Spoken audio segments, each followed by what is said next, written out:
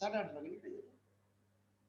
વિતરાગાય નમો વિતરાગાય નમો અરિહંતાણં નમો અરિહંતાણં નમો સિદ્ધાણં નમો સિદ્ધાણં નમો આયર્યાણં નમો આયર્યાણં નમો ઉભસ્સાયાણં નમો વજ્જાયાણં નમો લોએ serve સાહુણં નમો લોએ serve સાહનમ ऐसो पंच नमुकारो ऐસો પંચ નમુકારો सब पाभपणासनो સર્વ પાપપણાસનો मंगलानंच सव्वे सिंह મંગલાણંચ સર્વેસિ परमं हवै मंगलम પરમં હવૈ મંગલમ ओम नमो भगवते वासुदेवाय ઓમ નમો ભગવતે વાસુદેવાય ओम नमः शिवाय ઓમ નમઃ શિવાય जय सच्चिदानंद જય સચ્ચિદાનંદ प्रत्यक्ष दादा भगवाननी साक्षीए પ્રત્યક્ષ દાદા ભગવાનની સાક્ષીએ वर्तमाने महाविदे क्षेत्रमा विचरता વર્તમાને મહાવીરે ક્ષેત્રમાં વિચરતા तीर्थंकर भगवान श्री सिमंदर स्वामी ने તીર્થંકર ભગવાન શ્રી સિમંદર સ્વામીને अत्यंत भक्ति पूर्वक नमस्कार करूं छूं। અત્યંત ભક્તિપૂર્વક નમસ્કાર કરું છું वात्सल्य मूर्ति श्री दादा भगवान ने વાત્સલ્ય મૂર્તિ શ્રી દાદા ભગવાનને अत्यंत भक्ति पूर्वक नमस्कार करूं छूं। અત્યંત ભક્તિપૂર્વક નમસ્કાર કરું છું 33 कोटि देवी देवताओं ने 33 કોટી દેવી દેવતાઓને अत्यंत भक्ति पूर्वक नमस्कार करूं छूं। અત્યંત ભક્તિપૂર્વક નમસ્કાર કરું છું वितराग शासन देव देवियों ने વિતરાગ શાસન દેવ દેવીઓને अत्यंत भक्ति पूर्वक नमस्कार करूं छूं। અત્યંત ભક્તિપૂર્વક નમસ્કાર કરું છું निष्पक्षपाती शासन देव देवियों ने નિષ્પક્ષપાતી શાસન દેવ દેવીઓને अत्यंत भक्ति पूर्वक नमस्कार करूं छूं। અત્યંત ભક્તિપૂર્વક નમસ્કાર કરું છું आ क्षेत्रना रक्षक देवी देवताओं ने આ ક્ષેત્રના રક્ષક દેવી દેવતાઓને अत्यंत भक्ति पूर्वक नमस्कार करूं छूं। અત્યંત ભક્તિપૂર્વક નમસ્કાર કરું છું अखा ब्रह्मांडना जीव मात्रना रियल स्वरूप ने આખા બ્રહ્માંડના જીવ માત્રના રિયલ સ્વરૂપને अत्यंत भक्ति पूर्वक नमस्कार करूं छूं। અત્યંત ભક્તિપૂર્વક નમસ્કાર કરું છું जगत भરના संत पुरुषोનું યોગબળ જગત ભરના સંત પુરુષોનું યોગબળ જગત ભરના સત્પુરુષોનું યોગબળ જગત ભરના સત્પુરુષોનું યોગબળ અને પ્રગટ જ્ઞાની પુરુષ દાદા ભગવાનનું યોગબળ અને પ્રગટ જ્ઞાની પુરુષ દાદા ભગવાનનું યોગબળ સમસ્ત વિશ્વનું કલ્યાણ કરો કલ્યાણ કરો કલ્યાણ કરો સમસ્ત વિશ્વનું કલ્યાણ કરો કલ્યાણ કરો કલ્યાણ કરો અને કલ્યાણ કરવાનું નિમિત્ત બનવાની અને કલ્યાણ કરવાનું નિમિત્ત બનવાની અમ સૌ મહાત્માઓને આમ સૌ મહાત્માઓને પરમ શક્તિ આપો શક્તિ આપો શક્તિ આપો પરમ શક્તિ આપો શક્તિ આપો શક્તિ આપો જગતના સર્વ જીવો સુખ અને શાંતિને પામો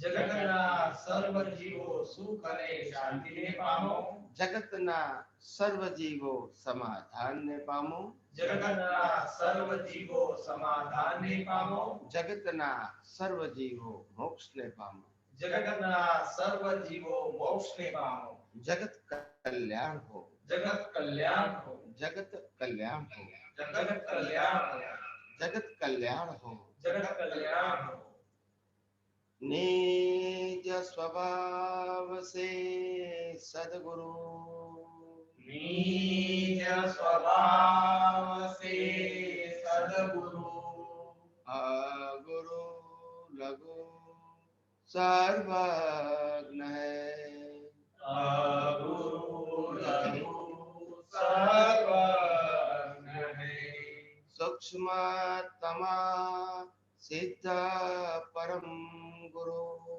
સૂક્ષ્મતમા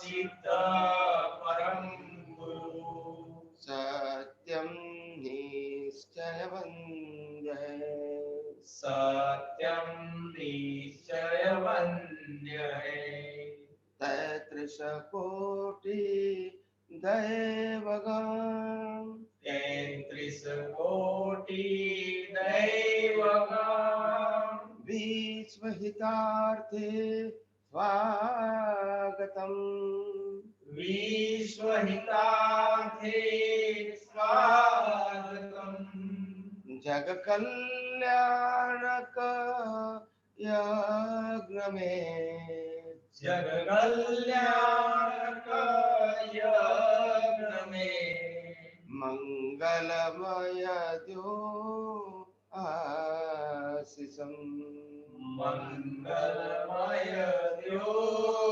આશીષમ સિદ્ધ સ્વરૂપે મૂર્તમોક્ષ સિદ્ધ સ્વરૂપી મૂર્તમોક્ષ ગલતી ભૂલ કો માફી દો ગલતી ભૂલ કો માફી દો વ્યવહારે સદબુદ્ધિ હો વ્યવહારે સદબુદ્ધિ હો નિશ્ચય મેં અભિપ્રોતિ દો નિશ્ચય મેં અભિવૃદ્ધિ દો જય સચ્ચિદાનંદ જય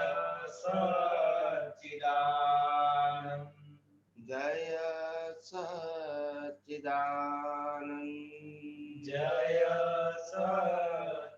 સચ્ચિદાનંદ હે શ્રી પદ્માવતી માં હે શ્રી પદ્માવતી માં હે શ્રી ચક્રેશ્વરી માં હે શ્રી ચક્રેશ્વરી માં અમે સૌ આપને અત્યંત ભક્તિપૂર્વક નમસ્કાર કરી અમે સૌ આપને અત્યંત ભક્તિપૂર્વક નમસ્કાર કરી અને પ્રાર્થના કરીએ છીએ કે અને પ્રાર્થના કરીએ છીએ કે અમ સર્વે મહાત્માઓને અમ સર્વે મહાત્માઓને મોક્ષ માર્ગને લાયક મોક્ષ માર્ગને લાયક અને સહાયક સંજોગો અને સહાયક સંજોગો પ્રાપ્ત થાવ પ્રાપ્ત થાવ પ્રાપ્ત થાવ પ્રાપ્ત થાવ પ્રાપ્ત થાવ પ્રાપ્ત થાવ હે શ્રી અંબે માં હે શ્રી અંબે માં હે શ્રી ભદ્રકાળી માં હે શ્રી ભદ્રકાળી માં અમે સૌ આપને અત્યંત ભક્તિપૂર્વક નમસ્કાર કરી અમે સૌ આપને અત્યંત ભક્તિપૂર્વક નમસ્કાર કરી અને પ્રાર્થના કરીએ છીએ કે અને પ્રાર્થના કરીએ છીએ કે પ્રાપ્ત મન વચન કાયાથી પ્રાપ્ત મન વચન કાયાથી આ જગતના કોઈ પણ જીવને આ જગતના કોઈ પણ જીવને કિંચિત માત્ર પણ દુઃખ ન થાય કિંચિત માત્ર પણ દુઃખ ન થાય તેવી સ્યાદવાદ વાણી તેવી શાદવાદ વાણી સ્યાદવાદ વર્તન શાદવાદ વર્તન અને સ્યાદવાદ મનન કરવાની અને શાદવાદ મનન કરવાની પરમ શક્તિ આપો પરમ શક્તિ આપો જય સચ્ચિદાનંદ જય સચ્ચિદાનંદ સર્વે મહાત્માઓને જય સચ્ચિદાનંદ જય સચ્ચિદાનંદ સ્વામીજી જય સચ્ચિદાનંદ બધા તરફથી જય સચ્ચિદાનંદ.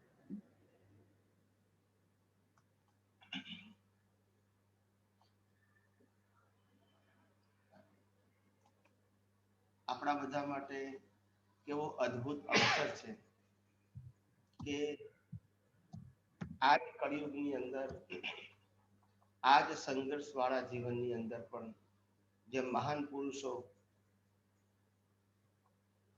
પોતાના તમામ પ્રકારના સારા ખરાબ સામાજિક ધાર્મિક આર્થિક બધા સંજોગોમાંથી પસાર થતા થતા પણ એ લોકો જળ કમળવત રહ્યા હતા, એટલે કે કાદવ અને કમળ બંને છૂટા રહ્યા હતા. એ કાદવમાં પણ કમળ ખીલેલું બધા મુશ્કેલી વાળા સંજોગોમાં.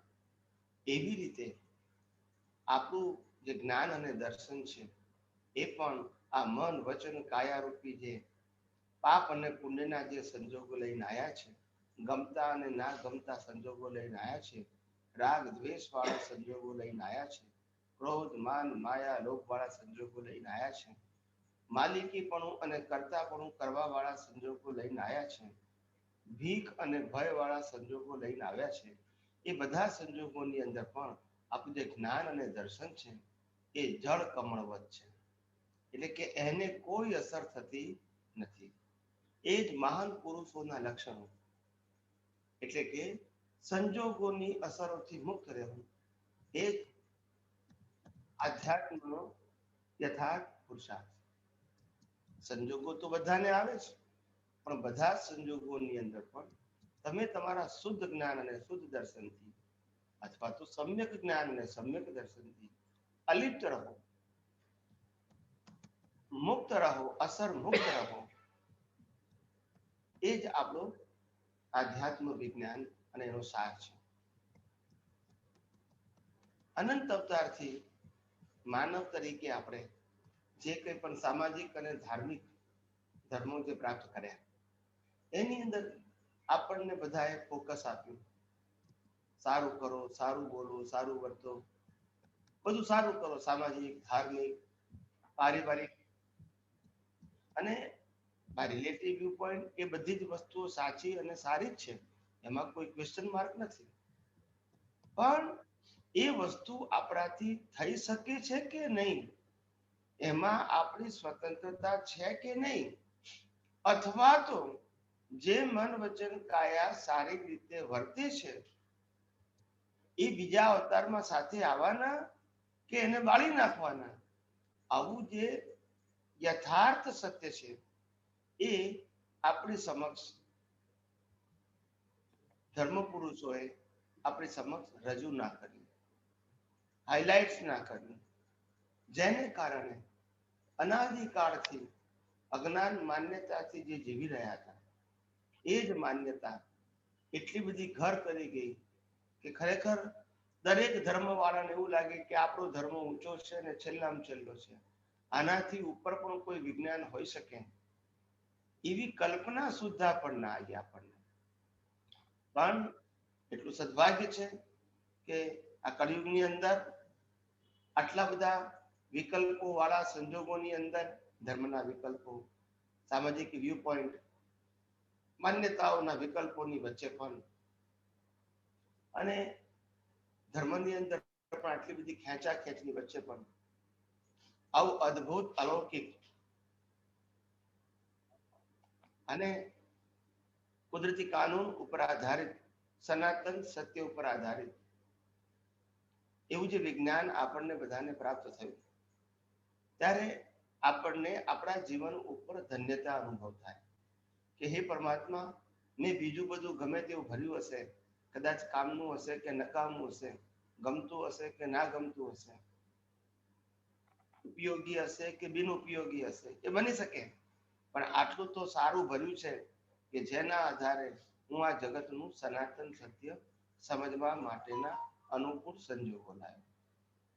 નહીં તો આ વ્યવહાર સત્યમાં, ધાર્મિક સત્યમાં જે એવો ફસાઈ ગયો હતો અનંત અવતારોથી, એનાથી બહાર નીકળવું એના માટે આસાન નથી.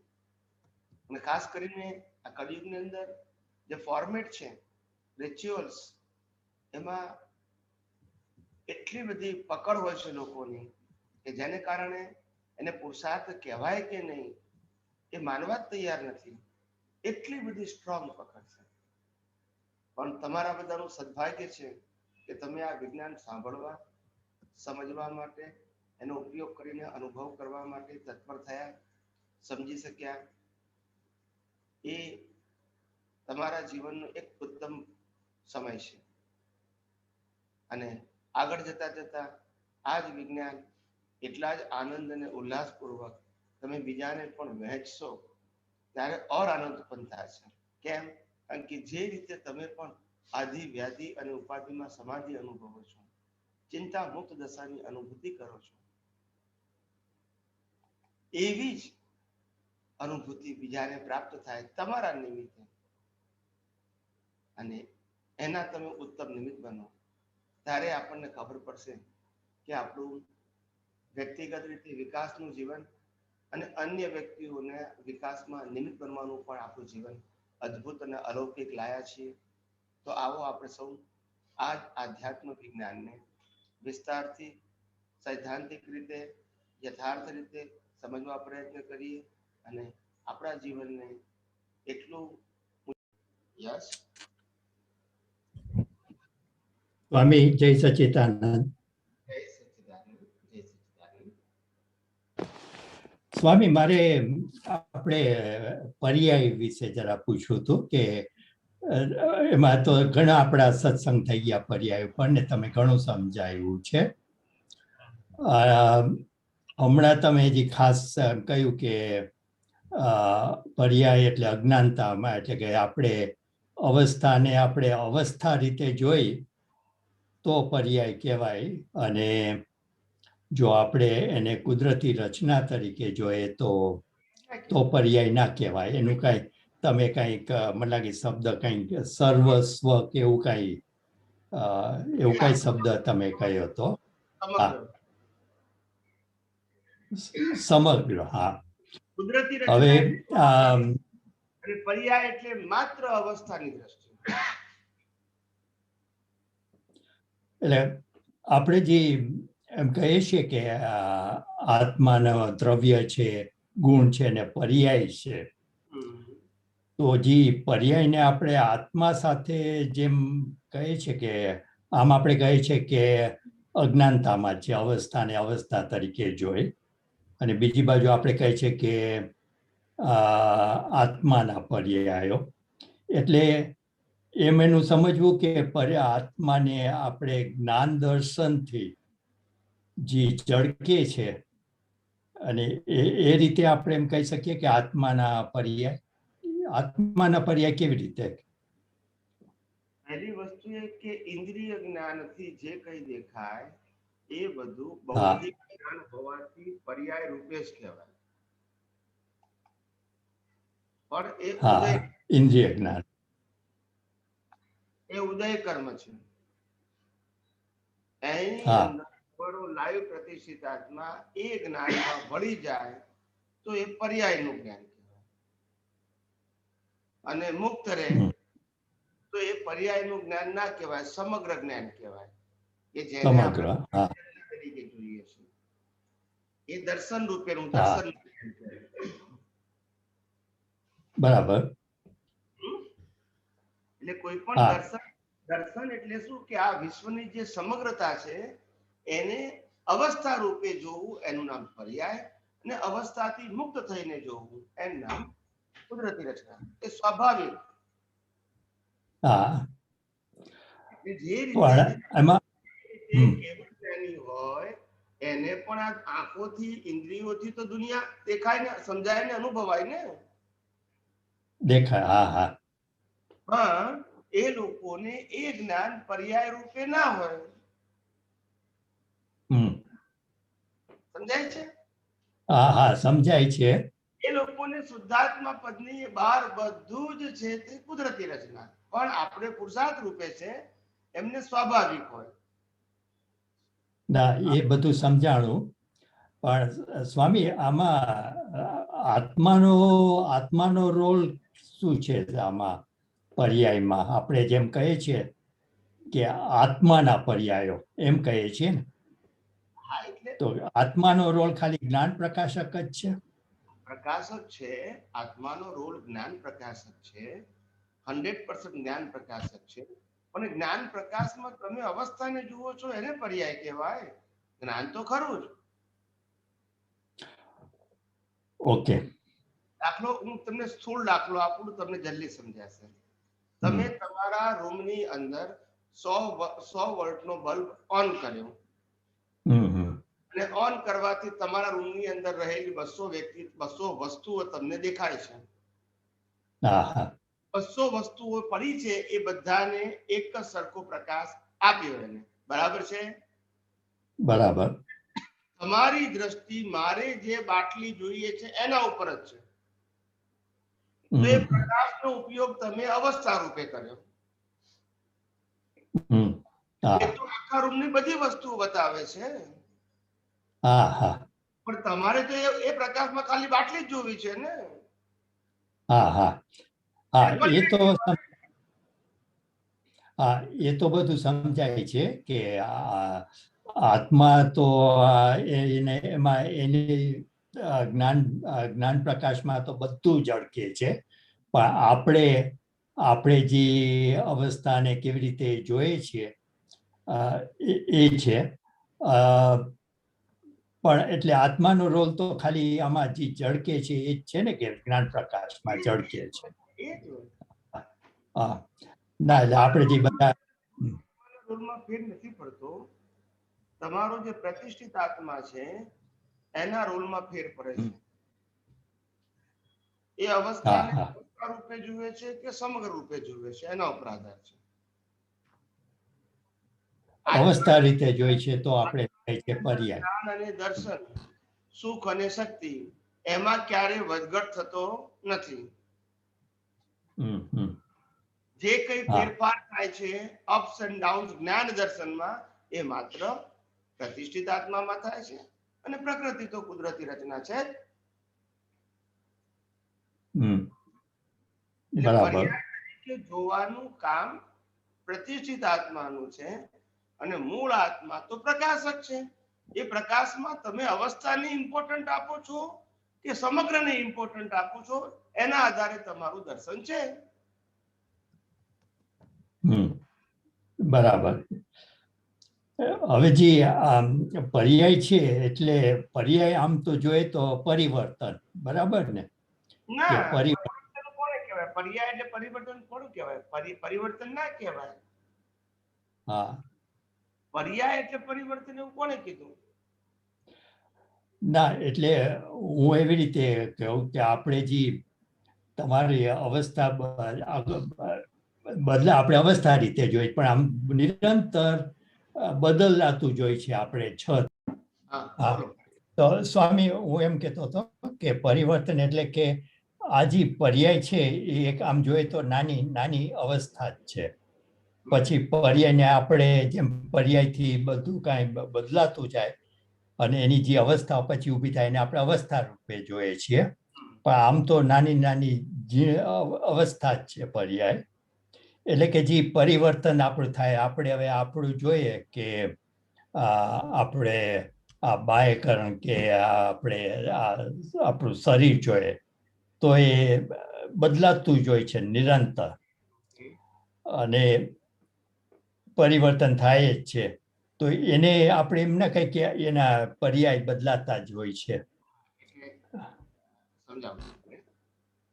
મન વચન કાયાની અવસ્થાઓ, મન વચન કાયાના જે સંજોગો બદલાય છે એનું ટાઇટલ આવે અવસ્થા, અને જ્ઞાન ટાઇટલને કહેવાય પર્યાય. સોરી, પાછું કયો તો સ્વામી, સમજાણું નહીં, પાછું કયો તો. મન વચન પર્યાય શબ્દ તમારા જ્ઞાન દર્શનને લાગુ પડે છે, મન વચન કાયાની અવસ્થાને લાગુ પડતું નથી. મન વચન કાયાને અવસ્થા શબ્દ લાગુ પડે, જે અવસ્થાઓ બદલાયા કરે છે, જે અવસ્થાઓ વિનાશી છે, અને જે બિગિનિંગ અને એન્ડ વાળી છે. એટલે આ મન વચન કાયા ત્રણેયની વાત આવી ગઈ. પર્યાય શબ્દ એ જ્ઞાન દર્શનને લગતો પ્રશ્ન છે, એ અવસ્થા નથી. તમારા જ્ઞાન દર્શનમાં તમને અવસ્થા દેખાય છે, એને પર્યાય કહે છે. ટૂંકમાં જ્ઞાન દર્શનનો સબ્જેક્ટ છે, મન વચન કાયાની અવસ્થાનો સબ્જેક્ટ નથી. મહાવીરના પણ મન વચન કાયા છે, તમારા મન વચન કાયા છે. મહાવીરને મન વચન કાયા કુદરતી રચના દેખાય છે, તમને તમારા મન વચન કાયા અવસ્થા રૂપે દેખાય છે, માટે તમારી દ્રષ્ટિમાં પર્યાય દ્રષ્ટિ છે. ઓકે, ક્લિયર થઈ ગયું સ્વામી, સમજાઈ ગયું બરાબર. અને બીજો એક ખાલી પ્રશ્ન જરા પૂછી લઉં કે આપણે આ જે મિશ્ર ચેતન છે, મિશ્ર ચેતન, એમાં આપણે જળ અને ચેતન બંને, એટલે આપણે જળનું તો સમજણ પડી કે કારણ કે એ પરમાણુનું બનેલું છે એટલે એમાં જળ તો આવી ગયું. હવે ચેતન શબ્દ જે આપણે મિશ્ર ચેતન સાથે જોડીએ છીએ, તો એ ખાલી એમ જ સમજવું કે આપણે આત્માના જ્ઞાન પ્રકાશમાં જે આપણે ચાર્જ કરીએ છીએ એટલે મિશ્ર ચેતન કહેવાય. આત્માના જ્ઞાન પ્રકાશમાં ચાર્જ કરીએ છીએ એટલે મિશ્ર ચેતન કહેવાય. એટલે વાત તો બરાબર છે ને, કારણ કે જે ચાર્જિંગ ભાગ છે પરમાણુ જળ છે અને હા. આત્માનો જે પ્રકાશ છે, જે શક્તિ છે એ ચેતન છે, એટલે તેને મિશ્ર ચેતન કહેવાય છે. ચેતન એટલે બસ આ બરાબર છે. એટલું જળ અને કર્મને ચાર્જ કરી શકે નહીં અને કર્મ ભોગવી શકે નહીં. હા, એટલે આ ચેતન શબ્દનું જરા ક્લેરિટી જોતી હતી. એટલે આપણે હજી આ મિકેનિકલ આત્મા છે. મિશ્રણ છે તમારા ભાવની અંદર ચેતન અને જળનું બેયનું મિશ્રણ છે. હા, એ એટલું તો જળ સમજાણ. હોય તોય ભાવ ના થાય ને એટલું ચેતન હોય તોય ભાવ ના કરી શકે. બંને મિશ્રણ હોય તો જ ભાવ થાય. હમ. હમ? એટલે આ બરાબર. એટલે જે ચેતન શબ્દ જે છે એ આપણે મિકેનિકલ આત્મામાં આપણે કહીએ છીએ ને નિશ્ચેતન ચેતન. એટલે એમાં અગેન આત્માની હાજરીમાં જે આ ડિસ્ચાર્જ થઈ રહ્યું છે એટલે એને ચેતન. Right, right, right. બરાબર. એ ત્રણ શબ્દો આવે. મન હા. વચન કાયા માટે મિકેનિકલ ચેતન કહેવાય, પ્રતિષ્ઠિત આત્મા માટે મિશ્ર ચેતન કહેવાય અને મૂળ આત્મા માટે શુદ્ધ ચેતન કહેવાય. શુદ્ધ ચેતન. મિકેનિકલ ચેતન અને મિશ્ર ચેતન અને મિકેનિકલ ચેતન. હા. એને ચેતન વપરાયો શબ્દ, પણ ચેતન એટલા માટે વપરાયો કારણ કે ખરેખર તો ત્રણ અવસ્થા કો રિલેટેડ છે. હા. એકલું શરીર હોય તો એને મળદું કહેવાય, એને મિકેનિકલ પણ ના કહેવાય. બરાબર. મિકેનિકલ ત્યાં સુધી કહેવાય જ્યાં સુધી આત્માની હાજરી છે, ત્યાં સુધી મિકેનિકલ પ્રોસેસ છે. પછી આત્મા નીકળી જાય પછી એને ટોટલ એને જડ જ કહેવાય. જડ જ કહેવાય. બરાબર. નો એક્ટિવિટીઝ. હમ. એવી રીતે આત્માની હાજરી છે તો જ મિશ્ર ચેતન છે. આત્મા જડને મિશ્ર ચેતન ના હોય કોઈ દિવસ. એકલા જડને મિશ્ર ચેતન શબ્દ લાગુ પડતો નથી. નથી. બરાબર. એટલે આ ત્રણેય વસ્તુમાં આપણને ખબર પડવી જોઈએ કે ત્રણે વસ્તુના અલગ અલગ રોલ છે. હા, અને પણ ચેતનની હાજરીમાં છે એટલે ચેતન છે. ચેતન. હમ. Yes, હમ. right. જય સચ્ચિદાનંદ સ્વામી. જય સચ્ચિદાનંદ. જય સચ્ચિદાનંદ. ઓકે, ઘનશ્યામભાઈ અને પછી યોગેશભાઈ. ઘનશ્યામભાઈ. હા, જય સચિદાનંદ સ્વામીજી. જય સચ્ચિદાનંદ. જય સચ્ચિદાનંદ. સ્વામીજી, આજ જે વિનુભાઈએ વાત કરી એમાં મારી સમજણને વધારે ક્લેરિટી આપવી છે કે અમારે સત્સંગમાં વાત થઈ હતી કે જે શુદ્ધાત્મા છે, આત્મ સ્વરૂપ છે, તો આપણે કહીએ મારું સ્વરૂપ દ્રવ્ય ગુણ અવસ્થા કે પર્યાયથી શુદ્ધ જ છે. એ પર્યાયને એવી રીતે ડિસ્ક્રાઇબ કર્યો હતો કે આત્મા એ જ્ઞાન પ્રકાશ વાળો છે અને એ જ્ઞાન પ્રકાશમાં આ આખા બ્રહ્માંડના જ્ઞેયો ઝળકે છે, જ્ઞેયો ને દ્રશ્યો ઝળકે છે. એમાં આત્માની દ્રષ્ટિએ જોઈએ તો એ જે કંઈ પણ પ્રકાશિત થાય છે, ઝળકે છે, એ બધું શુદ્ધ સ્વરૂપે છે. પણ જ્યારે પ્રતિષ્ઠિત આત્મા એને અવસ્થા રૂપે જુએ છે, એ અવસ્થા રૂપે જુએ છે ત્યારે ત્યાં આગળ એ પર્યાયો અશુદ્ધ થાય છે. યસ, એટલે કોના પણ જોનારના, એટલે પ્રતિષ્ઠિત આત્મામાં પોતાના નહીં. ના, પોતાના નહીં. ના ના, આત્માના નહીં અને પ્રકૃતિના નહીં. બિલકુલ. પણ પ્રતિષ્ઠિત આત્મા એને અવસ્થા રૂપે મૂળ આત્માના જ્ઞાન પ્રકાશમાં જે ઝળકે છે એને અવસ્થા રૂપે જુએ છે, ત્યાં અશુદ્ધ પર્યાય થાય છે. બરાબર. પણ એની દ્રષ્ટિમાં જ્યારે આ સમ્યક જ્ઞાન ને સમ્યક દ્રષ્ટિ હોય, રાઈટ, તો પણ અવસ્થા રૂપે છે માટે ત્યાં આગળ પર્યાયો અશુદ્ધ તો ના કહેવાય, પણ એને જુએ છે.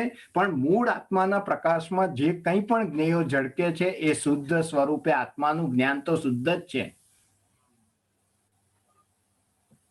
એ સમજ બરાબર છે? જ્ઞાન તો શુદ્ધ, મૂળ આત્મામાં તો જ્ઞાન શુદ્ધ જ છે અને દર્શન શુદ્ધ છે. પણ એ દર્શન જે છે એ એ દર્શન અત્યારે પ્રતિષ્ઠિત આત્મામાં અવસ્થા રૂપે જુએ જાણવા પ્રયત્ન કરે છે, એ પર્યાય થઈ ગયો. બિલકુલ. પણ આપણે આજે મૂળ આત્માના પ્રકાશમાં જ્ઞેયો ઝળકે છે અને દર્શન જે કહીએ મૂળ આત્માનું, એ તો ખરેખર તત્વ સ્વરૂપે જ છે. 6 તત્વોનું સંમેલનની શુદ્ધતાના બેઝ ઉપર જ છે. અને એ અવસ્થાને ઝળકે છે ત્યાં સુધીની જે અવસ્થા છે એ શુદ્ધ જ છે. એ બરાબર છે? બરાબર છે. ઝળકે છે ત્યાં સુધી શુદ્ધ છે. જી. ઝળકેલામાં પ્રતિષ્ઠિત આત્મા શું દેખે છે ત્યાં જ પર્યાય શબ્દ, અજ્ઞાન શબ્દ અથવા તો રિલેટિવ સત્ય શબ્દ કે વ્યૂ પોઈન્ટ શબ્દ લાગુ પડે છે. જી.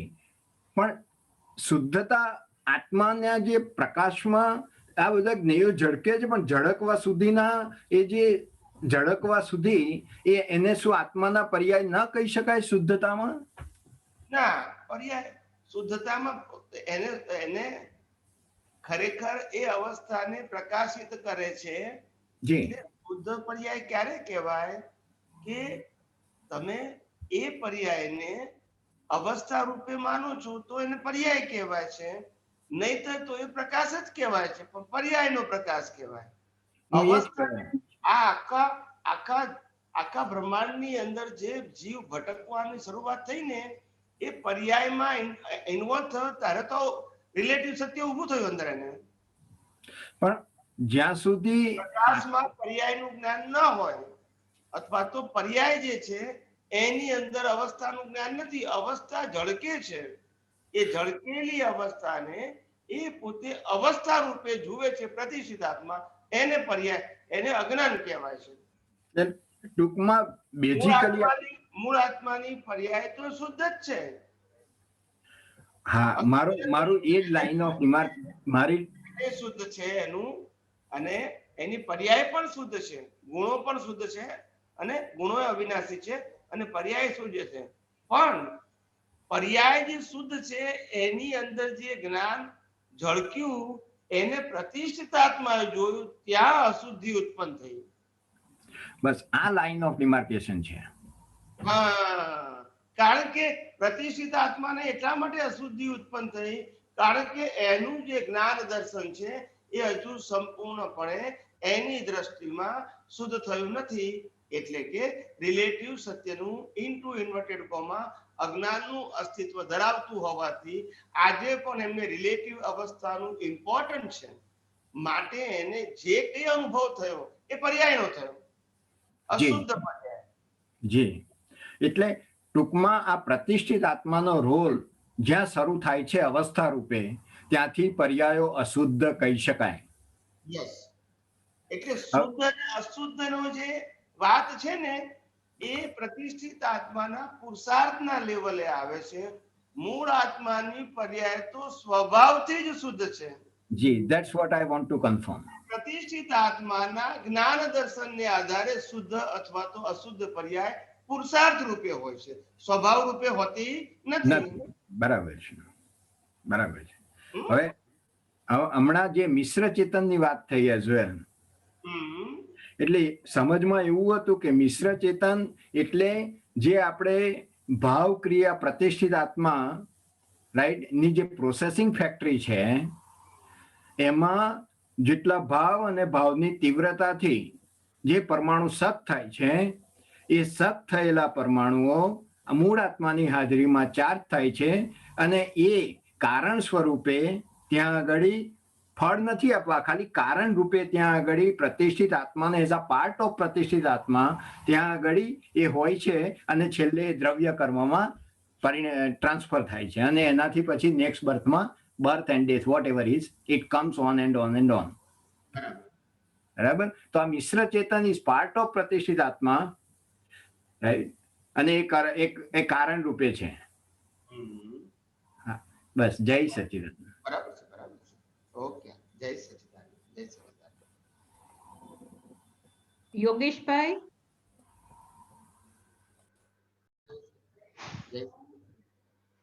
સ્વામીજી, આગળ પણ અજ્ઞાનને પર્યાય કીધા છે. એક મિનિટ ચાલુ રાખજો. જય સચ્ચિદાનંદ.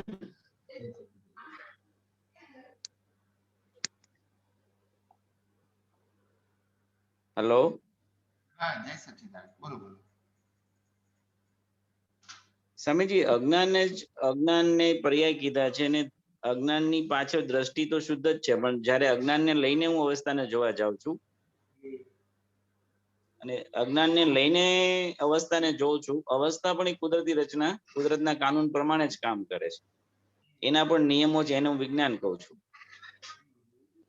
તો સૌથી મોટી ભ્રાંતિ તો આ જ થઈ કે હું અજ્ઞાનને લઈને અવસ્થાને જોવા જાઉં. તો અવસ્થાને વિજ્ઞાનની દ્રષ્ટિથી જોવું, ત્યાં જ સમાધાન છે સંપૂર્ણ. બીજો કોઈ રસ્તો જ નથી. બીજો કોઈ રસ્તો જ નથી. તો પછી આ પુરુષાર્થના પગથિયા ચડતી વખતે મારે શું નિરંતર શાશ્વત વિજ્ઞાનનું ઇમ્પોર્ટન્સ? એક વિજ્ઞાન અને જ્ઞાન. વિજ્ઞાન શુદ્ધ આત્મા દર્શનમાં જશે અને જ્ઞાનમાં તો હું શુદ્ધ આત્મા છું.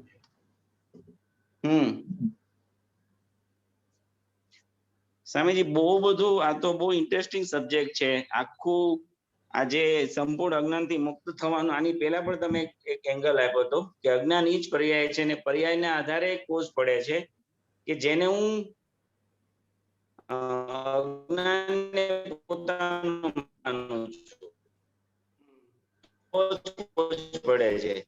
વિજ્ઞાનને પોતાનું માનું છું તો વિજ્ઞાનની અવસ્થાને જોઈ શકું, જે અવસ્થા ચાર તત્વોને.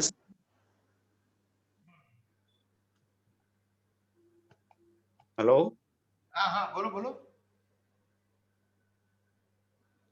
સ્વામીજી, અહીંયા તમે શું, કયા એંગલ થી નિરંતર જાગૃતિમાં રહેવાના પોઈન્ટ્સ તમે બતાવી શકો? આટલું સમજાઈ ગયું છે કે અજ્ઞાનની જ ડિવેલ્યુ કરવાની છે. એક બાજુ વિજ્ઞાન છે, વિજ્ઞાન બ્રહ્માંડ પૂરતું જ છે, અને શાસ્ત્ર જ્ઞાન છે એ મારું પોતાની પ્રોપર્ટીઝ છે. એ બંનેનું કોમ્બિનેશન કરીને મારે કઈ રીતના અજ્ઞાનની સામે તપ કરવું અથવા સંઘર્ષ કરવો? એટલે આ કેવું છે કે સતત કેમ કરીને એક આપણી દ્રષ્ટિને આ વિજ્ઞાનમય બનાવવાની છે. જ્ઞાનમય અને વિજ્ઞાનમય. જ્ઞાનમય એટલે શુદ્ધાત્મા છું અને વિજ્ઞાનમય એટલે કુદરતી રચના. આ જેટલી આપણી દ્રષ્ટિ પાવરફુલ થશે બધા જ સંજોગોમાં, એટલો સ્વાભાવિક જ અનુભવ થશે, સ્વાભાવિક જ મુક્તતા લાગશે અને સ્વાભાવિક જ આપણને હળવાશ લાગશે. રિલેટિવ સત્ય જે છે એની અવસ્થાઓ છે એ આપણા જ્ઞાન દર્શનને સહેજ પણ હલાઈ શકશે નહીં, કારણ કે જ્ઞાન અને દર્શન બંને શાશ્વત છે અને રિલેટિવ અવસ્થા અને ભોગવટા બંને ટેમ્પરરી છે. તો ટેમ્પરરી પરમેનન્ટને અસર કરી શકે નહીં, પણ પરમેનન્ટ દ્રષ્ટિવાળી પ્રતિષ્ઠિત આત્મા એ ટેમ્પરરીની વેલ્યુ કરે તો અવશ્ય અસર થાય.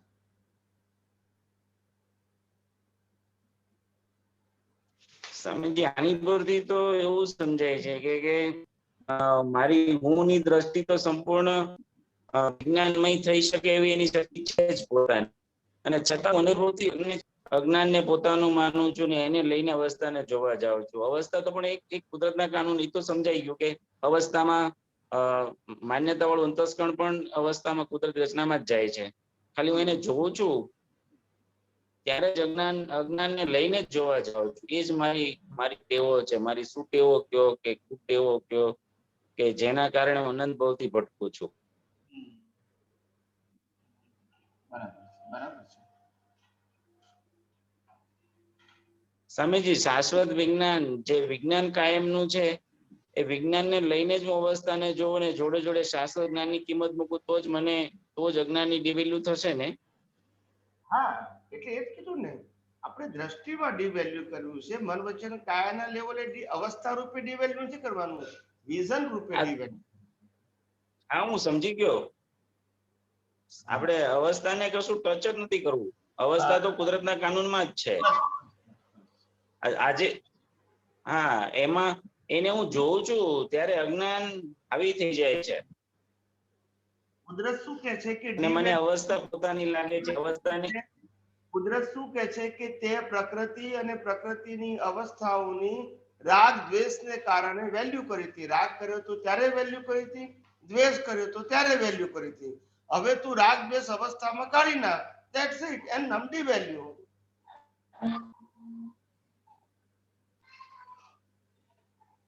હા સ્વામીજી, પણ આ તો તમે હમણાં કીધું કે બહુ બધા એંગલ થી અવસ્થાઓને જોવાનું છે, એક જ એંગલ થી નથી જોવાનું. આમાંથી અવસ્થાને, કારણ કે અજ્ઞાન પણ અજ્ઞાન પણ ઘણા બધા એંગલ થી કામ કરી રહ્યું છે, કે જેથી કરીને તત્વદ્રષ્ટિથી એક એક તત્વને સાથે લઈને મારા અવસ્થામાં, તો જ મને એ લેવલ નું અજ્ઞાન જશે. કે દાખલા તરીકે કોઈ પણ મુવમેન્ટ છે, તો મુવમેન્ટ જોતી વખતે મને તરત જ અંદર વિઝન ખુલ્લું થઈ જવું જોઈએ કે આ ગતિશાયક ને સ્થિતિશાયક તત્વનો રોલ છે. સારું સ્વામીજી, આજે સરસ એક એંગલ મળ્યો છે કે અજ્ઞાનને જ પર્યાય કહેશું ને પર્યાયની સામે જ વિજ્ઞાનને મૂકીને પછી આગળ વધશું. ખૂબ ખૂબ પ્રગતિ કરો. જય સચ્ચિદાનંદ. હા, જય સચ્ચિદાનંદ સ્વામીજી, દંડવત પ્રણામ. હવે અત્યારે આપણે આ સરસ તત્વજ્ઞાનની વાતો થઈ. હવે એમાં મને એવું સમજાય છે કે મૂળ પ્રતિષ્ઠિત આત્મા, મૂળ આત્મા અને પ્રતિષ્ઠિત આત્માનું જે આપણે પેલા પણ કહ્યું છે કે એની સ્પેસ અને કાળ બે જુદા હોવાને લીધે આ બધું ઊભું થાય છે. એટલે એના દર્શનમાં, મૂળ પ્રતિષ્ઠિત આત્માના દર્શનમાં બે એક થાય તો પછી ત્યાં સુધી તો આ પર્યાય દ્રષ્ટિ જ કહેવાય ને. માને એ જે પૂછવું. હા બરાબર. કિશોરભાઈ અનમ્યુટ.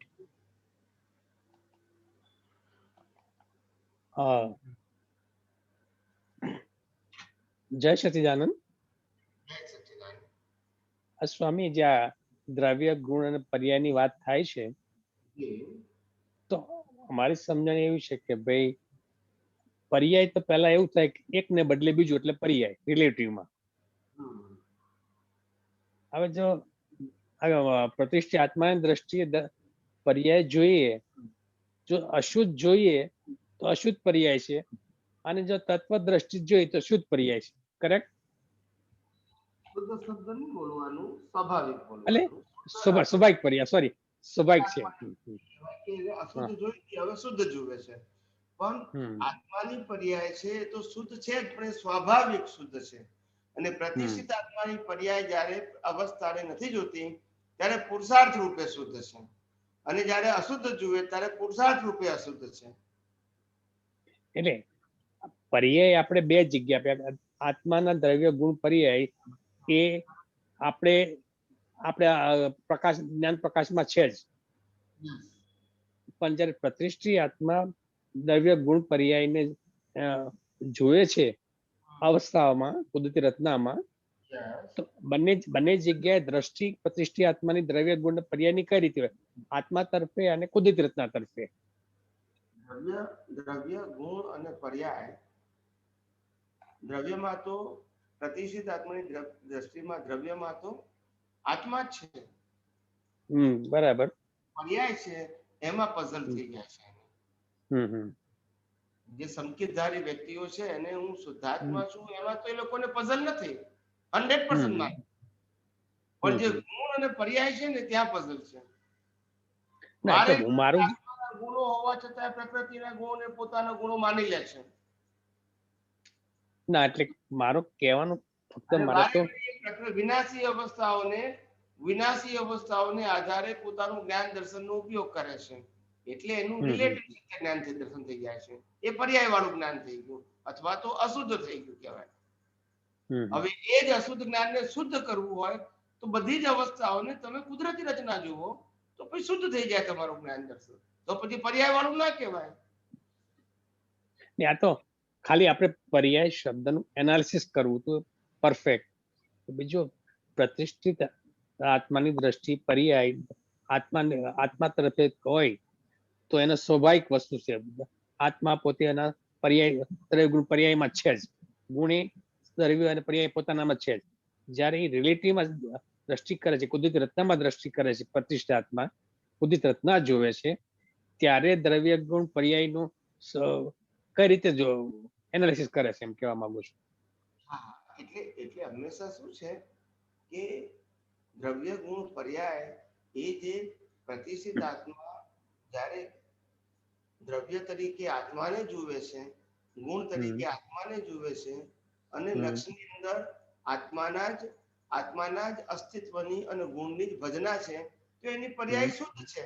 પણ એ જ્યારે અવસ્થામાં જાય છે ત્યારે અવસ્થાનું જ્ઞાન જે વ્યક્ત થાય છે એનામાં પ્રતિષ્ઠિત આત્મામાં, ત્યારે પછી એ અશુદ્ધ પર્યાય થઈ ગઈ.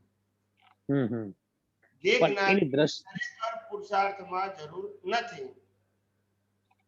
અને પુરુષાર્થ જો રિલેટિવ દ્રષ્ટિ હોય તો અશુદ્ધ છે, પણ રિયલ દ્રષ્ટિએ કરતો પુરુષાર્થ તો આત્મા દ્રષ્ટિએ તો એ સ્વાભાવિક પર્યાય છે ને.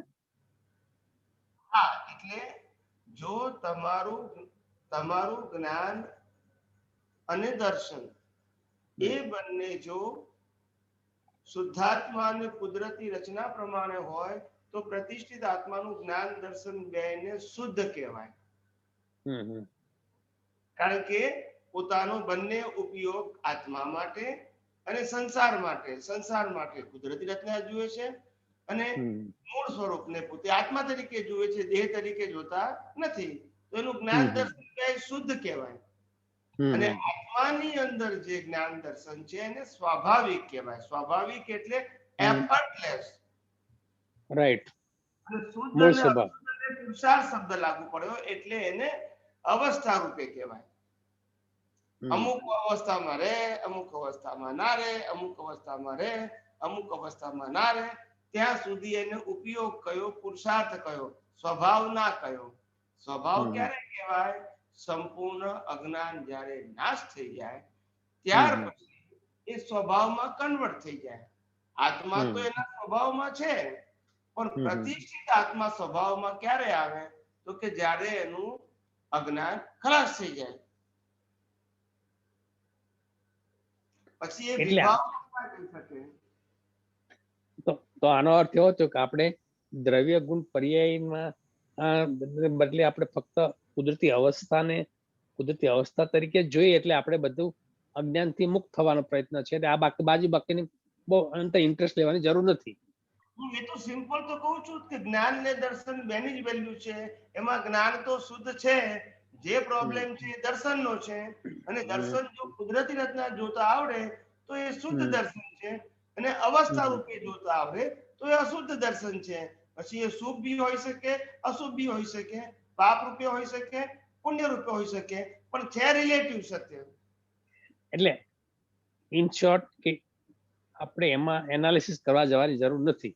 બિલકુલ નહીં જરૂર, બિલકુલ જરૂર નથી. Okay okay okay. જય સચિદાનંદ. જય સચિદાનંદ. જય સચ્ચિદાનંદ સ્વામીજી. આપના ચરણોમાં કોટી કોટી વંદન સ્વામીજી. સ્વામીજી, આપે પહેલા એકવાર વાત કરી હતી કે વ્યવસ્થિત શક્તિ એટલે સ્થૂળ, સૂક્ષ્મ અને કારણ, પછી એની અંદર સૂક્ષ્મતર અને સૂક્ષ્મતમ, બરાબર? રાઈટ. વ્યવસ્થિત શક્તિ.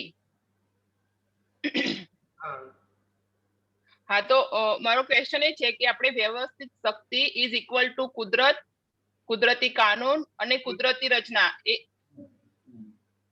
એ બરાબર છે? Equal to? ના, આપણે વ્યવસ્થિત શક્તિ એટલે કુદરત, કુદરતી કાનૂન અને કુદરતી રચના કીધું. અને અહીંયા જે વાત કરી એ કે આપણે ત્રણ વસ્તુ કીધી કે એક તો તમને અવસ્થા માટે કારણ, તમે જે ત્રણ અવસ્થા બોલી ગયા આજે આખી કે સ્થૂળ, સૂક્ષ્મ અને કારણ. સૂક્ષ્મ અને કારણ. અને કારણ પછી એની અંદર બે ભાગ. કયા ભાગ? સૂક્ષ્મતર અને સૂક્ષ્મ. કારણમાં સૂક્ષ્મતર અને સૂક્ષ્મતમ. એટલે એને આપણે શું કીધું કે આ જે અવસ્થા છે એ ત્રણેય અવસ્થામાં પેલી સ્થૂળ અને સૂક્ષ્મ હતી એને ડિસ્ચાર્જ કીધું. રાઈટ.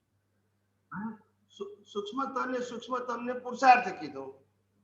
હા સ્વામીજી, મારો ક્વેશ્ચન ત્યાં જ હતો એક્ઝેક્ટલી કે વ્યવસ્થિત શક્તિ ઇઝ ઇક્વલ ટુ આપણે કુદરત, કુદરતી કાનૂન અને કુદરતી રચના કરીએ, બરાબર. હવે કુદરતી રચના ઇઝ ઇક્વલ ટુ કુદરતી રચનાની અંદર સ્થૂળ અને સૂક્ષ્મ અને પછી કારણ આવે, એની અંદર સૂક્ષ્મતર અને સૂક્ષ્મતમ, પણ એ આપણે કારણનો ભાગ હાલ અત્યારે રહેવા દઈએ છીએ.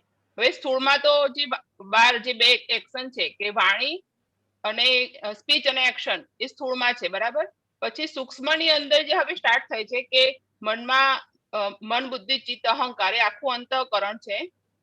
પછી મનમાં જે આપણને વિચાર આવે, રાઈટ, પછી વિચાર આવે, પછી ચિત્ત ફોટા બતાવે, અને ચિત્ત ફોટા બતાવે પછી બુદ્ધિ ડિસિઝન લે, પ્રોફિટ કે લોસ, અને એવું જે આપણે ક્રમબદ્ધ આવે છે એની અંદર. પણ પછી જો આપણે એની અંદર હવે ખાલી જોઈએ છે કુદરતી રચના તરીકે, પણ હવે આપણે જો સાઇન અહંકાર જ્યાં સુધી સાઇન ના કરે તો ત્યાં સુધી એ ચાર્જ ના થાય, રાઈટ, એ ચાર્જ થઈ જાય ત્યાં. ચાર્જ અહંકાર એમાં ભળે નહીં, જીવતો અહંકાર તો કશો વાંધો નહીં. ઓકે, એટલે જે કારણ, હવે થર્ડમાં કારણ છે, તો કારણની અંદર સૂક્ષ્મતર અને સૂક્ષ્મતમ, પણ જો અહંકાર સાઇન કરે, અંદર ભળી જાય અને સાઇન કરે તો એ સૂક્ષ્મતરમાં જાય, અને જો સાઇન ના કરે અને મોક્ષ માર્ગને લાયક અને સહાયક સંજોગો માંગે એ વખતે તો સૂક્ષ્મતમમાં જાય. બરાબર. એટલે હવે આ જે પર્યાયની વાત છે ને સ્વામીજી, તો એના પરથી જે આખું જે કુદરતી રચના છે ને એ આખું પર્યાય અને જ્ઞાન દ્રષ્ટિથી જે સમજીએ તો આખું કુદરતી રચના તો એની અંદર જ આવી જાય ને. પછી આવી જાય ને એની અંદર અવસ્થા રૂપે જુઓ છો ત્યારે જ એને પર્યાયનું જ્ઞાન કહેવાય છે, એને રિલેટિવ સત્ય કહેવાય છે. પણ પર્યાયની અંદર પર્યાયની અવસ્થાને સમગ્ર રૂપે જુઓ, સમગ્ર રૂપે એટલે કુદરતી રચના રૂપે, તો પછી એ અવસ્થાનું જ્ઞાન નથી કહેવાતું. અને અવસ્થાનું જ્ઞાન નથી કહેવાતું માટે જ તમારી એ શુદ્ધ પર્યાય કહેવાય છે, તમે અલિપ્ત રહ્યા. અને જો તમે ભળી જાઓ તો એને અશુદ્ધ પર્યાય કહેવાય છે. અને એ સ્વામીજી આત્માની દ્રષ્ટિએ તો હવે ખબર પડી ગઈ, પણ હવે જો આપે બીજું પણ કહ્યું હતું કે જડને પણ દ્રવ્ય ગુણ પર્યાય હોય, તો જડના જે દ્રવ્ય ગુણ પર્યાય છે તો એની અંદર તો ખાલી જે અવસ્થા એક સેકન્ડની જે અવસ્થા કોન્સ્ટન્ટ બદલાતી રહેતી હોય છે, રાઈટ. તો એ અવસ્થા કોન્સ્ટન્ટ બદલાય છે, એટલે આજે પર્યાયમાં જે જ્ઞાન અશુદ્ધ થાય છે તો એના લીધે જે પેલું ઇલ્યુઝન એના લીધે થતું હોય ને કે હું કરું છું એવું, એને ભ્રાંતિ એ વખતે થાય છે ને. બે વસ્તુ સાથે, એક બાજુ જડની અવસ્થા બી કોન્સ્ટન્ટ બદલાતી રહે છે અને પર્યાય હોય છે એ બી જ્ઞાન પ્રકાશના લીધે ફરતી હોય છે, એના લીધે પર્યાય અશુદ્ધ થઈ ગયા હતા પ્રતિષ્ઠિત આત્માના. અને એના લીધે પછી ઇલ્યુઝન થાય કે હું કરું છું એવી ભ્રાંતિ ત્યાં જ એને બેસે છે એવું. પણ જડની અવસ્થામાં જે પર્યાય શબ્દ લાગુ પડે છે, દ્રવ્ય ગુણને પર્યાય, એ જ્ઞાન દર્શનનો ભાગ નથી, એ અવસ્થાનો ભાગ. હા, એ અવસ્થાનો ભાગ. અવસ્થા જળ તત્વને દ્રવ્ય કહેવાય, પછી ધળ તત્વની ક્વોલિટીને ગુણ કહેવાય, અને જય તત્વની અવસ્થા કન્ઝ્યુમ થાય છે એને પર્યાય કહેવાય. આખું માણસ 100 વર્ષ જીવે છે તો 100 વર્ષ જીવવું એ જડની પર્યાય છે, આત્માની પર્યાય નથી. હા, આત્માનો તો ખાલી પ્રકાશ જ છે. આત્માની શરીરની લાઈફ કન્ઝ્યુમ થાય છે, માટે એ જળની જે પર્યાય છે એ કન્ઝ્યુમ રિડ્યુસ થઈ રહી છે. હા, એટલે સ્વામીજી એ તો કમ્પ્લીટ. હા, જળની પર્યાયમાં જ્ઞાન દર્શન શબ્દ ના આવે, ચેતનની પર્યાયમાં આવે. હા, જડમાં તો ખાલી અવસ્થા જ ચેન્જ થાય, એટલે બદલાય કરતી હોય છે. બરાબર. એટલે કુદરતી રચના એ આખું ત્યાં ખાલી અહંકાર જો સાઇન કરે તો જ ચાર્જ થાય, પણ એમને આપણને ખાલી જે વિચારો આવ્યા અને બધું કોન્સ્ટન્ટ થોડી વારે વિચાર આવે પાછો જતો રહે, કોઈ વાર ડિસિઝન લે ના લે એવું બધું ચાલતું હોય તો એમાં તો ચાર્જ ના થાય, ખાલી અહંકાર જો સાઇન કરે તો જ ચાર્જ કહેવાય, રાઈટ. બરાબર. ઓકે, તો હવે કુદરતી રચના એટલે જે કારણનો ભાગ છે એ ખાલી પુરુષાર્થમાં જાય. બરાબર. અને કુદરતી કાનૂન છે સ્વામીજી, તો એની અંદર આપણે એવું કહી શકીએ કે દાદાએ એકવાર કહ્યું હતું કે આન્સર પરથી તમારે રકમ ફાઇન કરવાની, એમ કે તમે કોઈ બી હા જવાબ પરથી રકમ, તો કુદરતી કાનૂનમાં એ આપણે સેટ કરી શકીએ ત્યાં સ્વામીજી? સમજણ માટે કરવું હોય તો ઠીક છે, બાકી બહુ ઊંડા ઉતરવા જેવું નથી. હા એટલે સમજવા માટે પછી તો એકવાર તમે સમજી લીધું પછી તો તમારે યુઝ જ કરવાનો છે સ્વામીજી, રાઈટ? પણ કે પછી કોઈક વાર તમને કોઈ ટેલી વસ્તુ ના થાય તો તમને પછી અંદર ખોવાઈ જાવ અવસ્થામાં, એવું ના બનવું જોઈએ. એટલે રાઈટ. ઓબ્ઝર્વેશન તરીકે રહો કે ભાઈ આટલી વસ્તુ મને જવાબ ઉપરથી રકમ ખબર પડી, આટલી વસ્તુ ના પડી, નાઉ કીપ પેન્ડિંગ. એમાં ઊંડા નથી ઉતરવું, આગળ સમજાશે આપણને.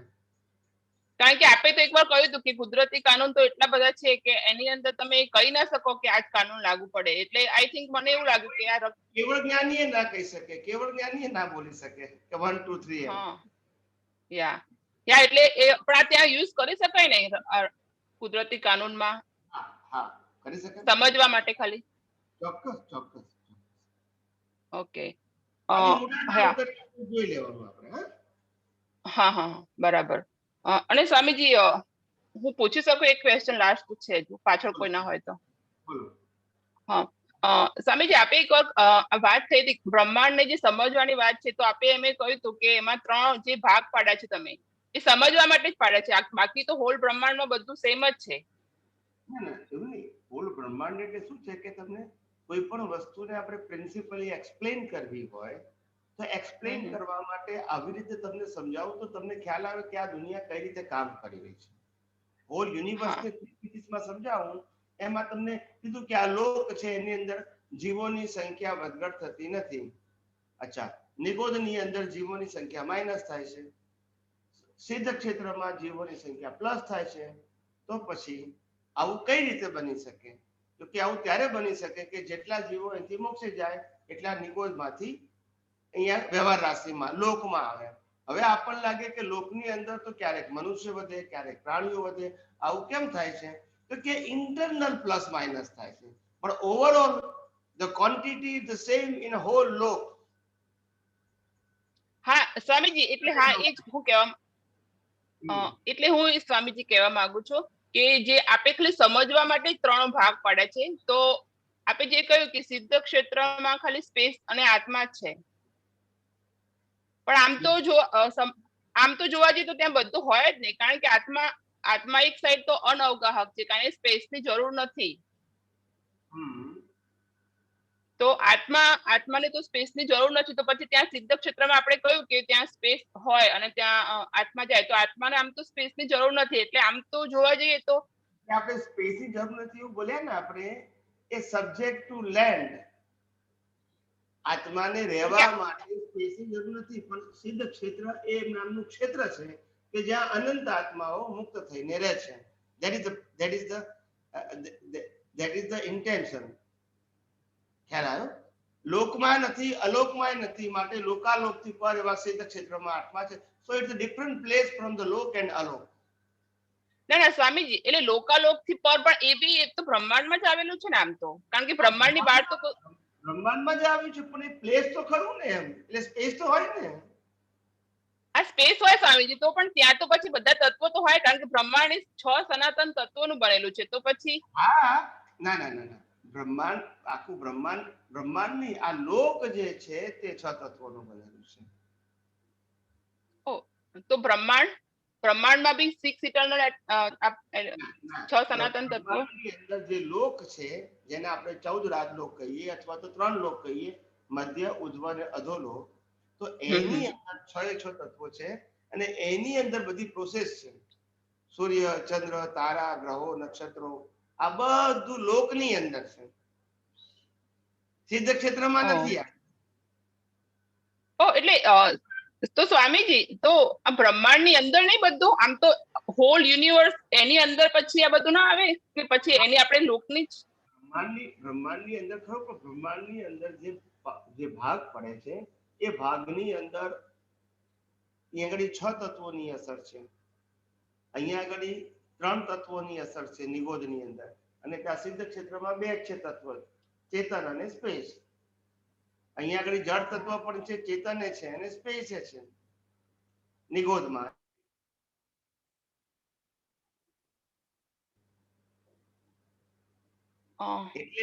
એટલે આપણે જે લોકમાં 6 તત્વો છે અને આ દુનિયાના સાયન્ટિસ્ટો જે યુનિવર્સની વાત કરે છે એ લોક જ છે, અને એ લોકને પોતે બ્રહ્માંડ પણ કહે છે, યુનિવર્સ બી કહે છે. હમ પણ આપણે પોતે નિગોદને અથવા તો સિદ્ધ ક્ષેત્રને જોઈ શકતા નથી. હા, એ તો બરાબર. That's it. જોઈ શકતા નથી ને ત્યાં જઈ શકતા નથી એઝ અ હ્યુમન બોડી. ના, એટલે સ્વામીજી તમારી વાત સમજમાં તો આવી, પણ મને એમ થાય કે હોલ બ્રહ્માંડ ની અંદર બધું નથી આવી, બધું જે બી જે આખું ટોટલી એમ હોલ યુનિવર્સ જે કહીએ આપણે એમ.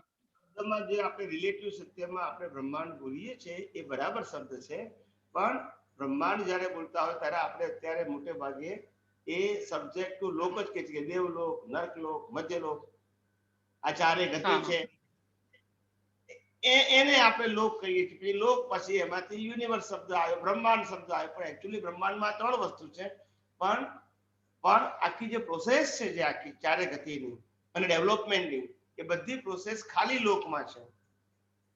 દેવલોકે આવી ગયું, નર્કલોકે આવી ગયું, પશુલોક, મધ્યલોક, મનુષ્યલોક, બધું આવી ગયું એની અંદર, 14 રાજલોકની અંદર. અને ત્યાં જ આ બધું લાગુ પડે છે. ત્યાં જો આપણે સિદ્ધ ક્ષેત્રમાં પણ જો આપણે 6 તત્વ કહીએ તો ત્યાં કોઈ રોલ જ નથી. ના, તો સ્વામીજી સિદ્ધ ક્ષેત્રમાં ત્યાં 6 તત્વો ના હોય, પણ આત્મા એકવાર જો મુક્ત થઈ ગયો પછી એની ભ્રાંતિ નીકળી ગઈ તો પછી આમ વેદાંતમાં બી એવું કહે છે ને કે આત્મા હોલ યુનિવર્સમાં પ્રસરી જાય છે. ના, એવી રીતે પ્રસરતો નથી, એના પ્રકાશથી જ પ્રસરે. એના પ્રકાશમાં આખું બ્રહ્માંડ ઓપન થઈ જાય છે, નોટ ફિઝિકલી. આપણા ઘરની અંદર 1000 વોલ્ટનો બલ્બ લગાવીએ અને એ 1000 વોલ્ટનો બલ્બ 40 બાય 40 ફૂટની રૂમની અંદર પ્રકાશ આપે તો બલ્બ એવડો મોટો છે કે પ્રકાશ એટલો ફેલાયો છે. પ્રકાશ એટલો મોટો છે. હા, બલ્બ. હા, બરાબર. હોલ બ્રહ્માંડમાં પ્રકાશિત છે. આત્માની શક્તિ બ્રહ્માંડનો એક પણ જગ્યા એવી નથી કે જે કવર હોય એના પ્રકાશથી, અનકવર થઈ જાય. મેં સત્સંગમાં અનેક વખત કીધું છે કે કેવળ જ્ઞાન એટલે આખા બ્રહ્માંડની તમામ પ્લેસીસ અનકવર થઈ જાય. શું થઈ જાય? કશું ઢંકાયેલું ના રહે. હા, એટલે સ્વામીજી એ અનકવર થઈ જાય એકવાર, બરાબર, તો પછી આત્મા સિદ્ધ ક્ષેત્રમાં હોય કે પછી ત્યાં બધા તત્વો હોય તો પણ પછી એને પછી તો કોઈ કર્મ લાગુ જ ના પડે, કારણ કે પ્રતિષ્ઠિત આત્મા હોય જ નહીં ને પછી ત્યાં તો લાગુ પડતો નથી, પણ તત્વનો રોલ જ નથી ને, એમ પૂછું છું. હજુ થોડું થિંક કરવું પડશે સ્વામીજી, કારણ કે મને એક મિનિટ સિદ્ધ ક્ષેત્રમાં બધા જ આત્માઓ છે જેને કર્મ નથી, જેને શરીર નથી, જેને જન્મ મરણ નથી, જેને કર્મનો ભોગવટો નથી, તો બાકીના તત્વોને કરવાનું શું ત્યાં ઘડી? ખાલી એમને રહેવાનું. પણ સ્વામીજી આત્મા તો હવે જ્ઞાન પ્રકાશક જ છે, એટલે એનો તો એવું કઈ બીજું કશું હોય જ નહીં. એકવાર બધું ઓપન થઈ ગયું પછી હું આત્માનો પ્રસંગ પૂછું, હું એમ કહું છું કે સિદ્ધ ક્ષેત્રમાં જળ તત્વથી માનીને ગતિ સહાયક, સ્થિતિ સહાયક અને ટાઈમ તત્વનો રોલ જ ના હોય તો તત્વને કરવાનું શું, એમ પૂછું છું. શું કરે ત્યાં તો કઈ કરવાનું જ ના હોય સ્વામીજી. તો પછી તો મિનિંગ શું છે ત્યાં આગળ છે એવું કહેવાનું? ના, એટલે મારો ક્વેશ્ચન સ્વામીજી એ જ થાય કે તો પછી આપણે એમ ખાલી આ બ્રહ્માંડ, આ તમે વાત કરી કે 3 સિદ્ધ ક્ષેત્ર અને નિગોદ ને આવી રીતે, તો નિગોદ થી એની જર્ની સ્ટાર્ટ થઈ, પછી સિદ્ધ ક્ષેત્રમાં ત્યાં પછી એમ કે મોક્ષ થઈ જાય પછી આત્મા ત્યાં સિદ્ધ ક્ષેત્રમાં જ હોય છે. એટલે મને મારી દ્રષ્ટિમાં એવું છે કે વેદાંતમાં બી એવું જ એટલે વેદાંતમાં બી છે કે આત્મા લાસ્ટમાં એટલે બ્રહ્મમાં એમ કે ભળી જાય છે એમ, અને આપણે અહીંયા કહીએ છીએ કે સિદ્ધ ક્ષેત્રમાં આત્મા ત્યાં પછી અનંત ત્યાં રહે છે સિદ્ધ ક્ષેત્રમાં એમ. અને પછી એકવાર એવું બી હતું કે આત્મા છે ને એ એક વાત આવેલી હતી કે આત્મા સિદ્ધ ક્ષેત્રમાં હોય તો આપણે જે અહીંયા હાથ ઊંચો કરીએ તો ત્યાં બી ઝળકે એમ, કે ત્યાં પણ દેખાય, પણ ત્યાં તો પ્રતિષ્ઠાત્મા હોતો નથી, પણ ખાલી આત્માનું અસ્તિત્વ છે કહેવા માટે આઈ થિંક દાદાએ એવું કહેલું છે કે જો આપણે એમ કહીએ કે આત્માનું અસ્તિત્વ જ નથી તો પછી ત્યાં દેખાય નહીં એમ. એ તો બરાબર છે કે આત્માનું અસ્તિત્વ છે એટલે આત્મા કે તમારો હાથ જોઈ શકે એવો તો પ્રશ્ન આવતો નથી. હા, ત્યાં તો જોઈ ના શકાય કારણ કે પ્રતિષ્ઠિત આત્મા છે જ નહીં ત્યાં તો.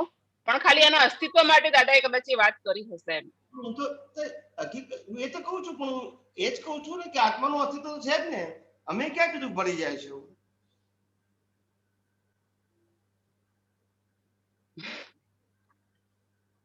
અમે એ જ કહીએ છીએ કે ભળી જતો નથી કશામાં. એનું એક્ઝિસ્ટ, પ્રત્યેક સોલનું એક્ઝિસ્ટન્સ ઇન્ડિવિડ્યુઅલ છે, which is infinite power.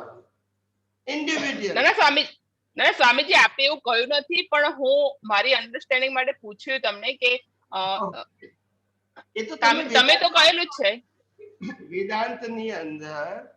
વેદાંતની અંદર આ જ છે કે મુક્ત આત્મા મૂળ આત્મામાં ભળી જાય છે. એટલે એ લોકોએ ચૈતન્ય અને પરમ ચૈતન્ય, અથવા તો આત્મા અને પરમાત્મામાં લીન થઈ જાય એવું કીધું, અથવા તો પરમ તત્વમાં લીન થઈ જાય. આવા શબ્દો વાપર્યા વેદાંતમાં. હવે તમે કોન્સેપ્ટ સમજો કે as a soul we require the freedom from all kind of bondages. હવે પાછું મારે ત્યાં જઈને પાછું ભળી જવાનું હોય તો ફ્રીડમ ક્યાં રહી પાછી? My existence is finished. Right. હા, એટલે થોડુંક એટલે અસ્તિત્વનો પ્રશ્ન છે. અસ્તિત્વ ના રહેતું હોય, આપણે વેદાંતમાં દાખલો આપે છે, વેદાંતના ધર્મગુરુઓ પણ દાખલો આપે છે કે જેમ ગંગા નદી ગંગોત્રીથી નીકળી ત્યાં વહેતી વહેતી વહેતી દરિયામાં ભળી જાય, એનું અસ્તિત્વ ખલાસ થઈ જાય, એનું નામ મોક્ષ. આવા દાખલા પણ આપે છે. હા સ્વામીજી, સાંભળેલું છે. અધ્યાત્મ માર્ગમાં પ્રિન્સિપલી તમારા એક્ઝિસ્ટન્સ નું શું? હા સ્વામીજી, ત્યાં જ એક જોવાનું હોય તો માણસ મરી જાય ત્યારે ખલાસી જાય છે, પછી બીજા અસ્તિત્વની જરૂર ક્યાં છે? પણ પ્રશ્ન એ છે કે આપણું અસ્તિત્વ કાયમી હતું, કાયમી છે અને કાયમી રહેવાનું છે. આપણે કશામાં ભળવાનું નથી અને આપણું અસ્તિત્વ નાશ થવાનું નથી. પણ આપણું અસ્તિત્વ જે મોક્ષે જ આવશો ત્યારે શાશ્વત સ્વરૂપે રહેશે અને મોક્ષમાં અનંત આત્માઓ છે અને પરમ તત્વ છે. એ પાછું પરમ તત્વની શબ્દની પછી તમે વ્યાખ્યા આપો ત્યારે પાછો એનો જવાબ જુદો આપવો પડે. તો પછી એ પરમ તત્વ શું છે અને પરમ તત્વનો રોલ શું છે, તો તમે શું જવાબ આપશો? હા સ્વામીજી, એ જ ત્યાં ક્વેશ્ચન થાય છે કે આ બંનેમાં કોન્ટ્રાડિક્ટ હતું એટલા માટે. કુદરતનો તો રોલ બતાવ્યો આપણને કે આ કુદરતી રચનાથી આખી દુનિયા ચલાવવાનો રોલ, પણ તમે પરમ તત્વનો પછી રોલ શું કહો છો? બધા એમાં ભળી જવાનું એમ એ રોલ એનો? એટલે એમ કે ડિઝોલ્વ થઈ જાય. તમે જે સાગરની વાત કરી હમણાં, પરમ તત્વ શું કે પરમ તત્વનો શું રોલ કહેશો એમ કહું છું.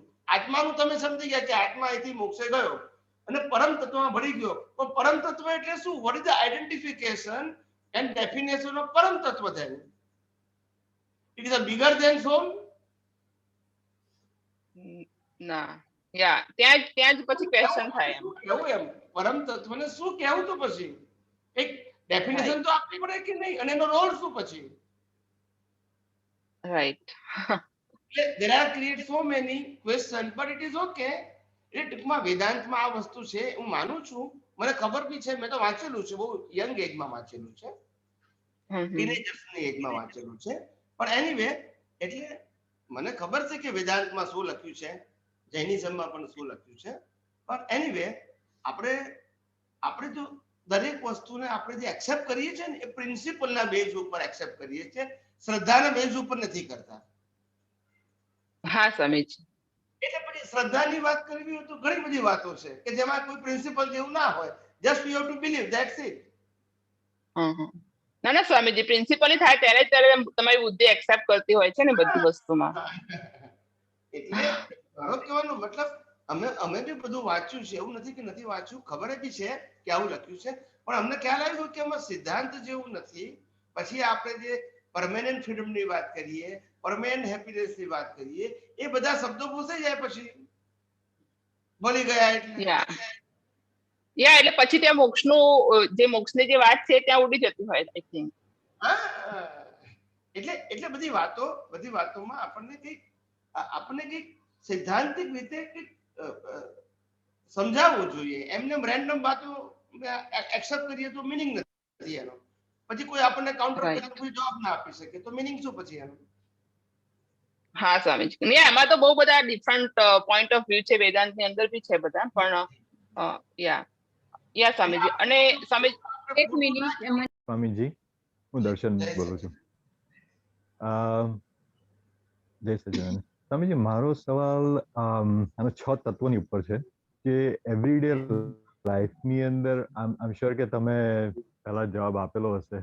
આઈ કુડન્ટ ફાઇન્ડ ધીસ આન્સર કે મને એ જ કે ભાઈ 6 તત્વોને હું એવરીડે લાઈફની અંદર યુઝ કેવી રીતે કરું. લાઈક સમજો કે સવારમાં ઉઠ્યા, કઈ જમવા બેઠા, નાયા, જોબમાં ગયા, પાછા આવ્યા, પણ 6 તત્વોનો કેવી રીતે યુઝ કરવો. અમુક જગ્યાએ તો 6 તત્વો દેખાય છે પણ બધી જગ્યાએ નથી દેખાય. અને 6 તત્વો જ હાજર હોવા જોઈએ જ્યારે આપણી દ્રષ્ટિ કરીએ કે પછી એમાંથી અમુક તત્વો હોય, અમુક ના બી હોય એવું?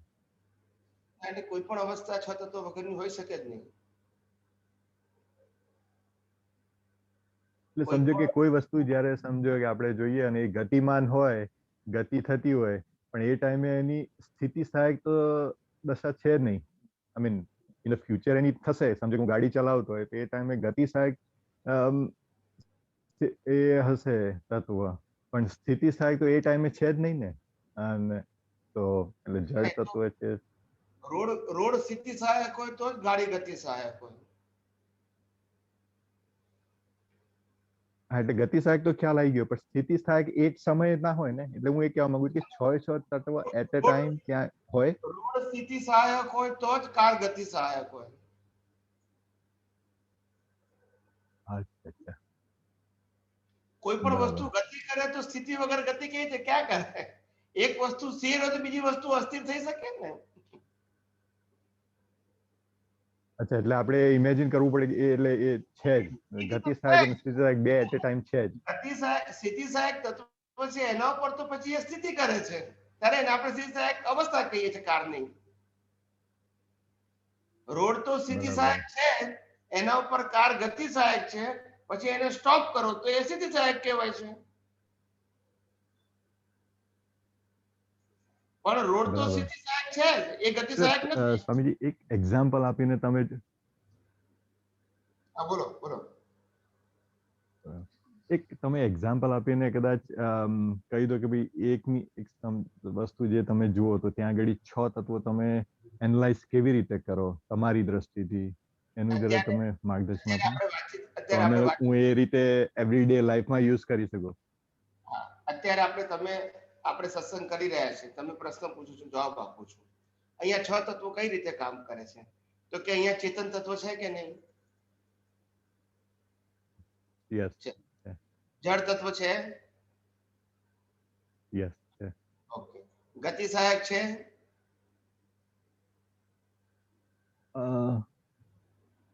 એનાથી જ મારું બ્લડ સર્ક્યુલેટ થતું હશે, તમારું બ્લડ સર્ક્યુલેટ થતું હશે. Is that what it is?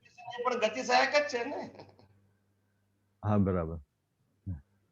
પછી સ્થિતિ સહાયક એટલે કે આપણું આ બોડી છે એ સ્થિતિ સહાયક છે, આ મીડિયા છે, લેપટોપ છે એ સ્થિતિ સહાયક છે, મોબાઈલ છે એ સ્થિતિ સહાયક છે, પછી એના ઉપર દ્રશ્ય છે એ ગતિ સહાયક છે.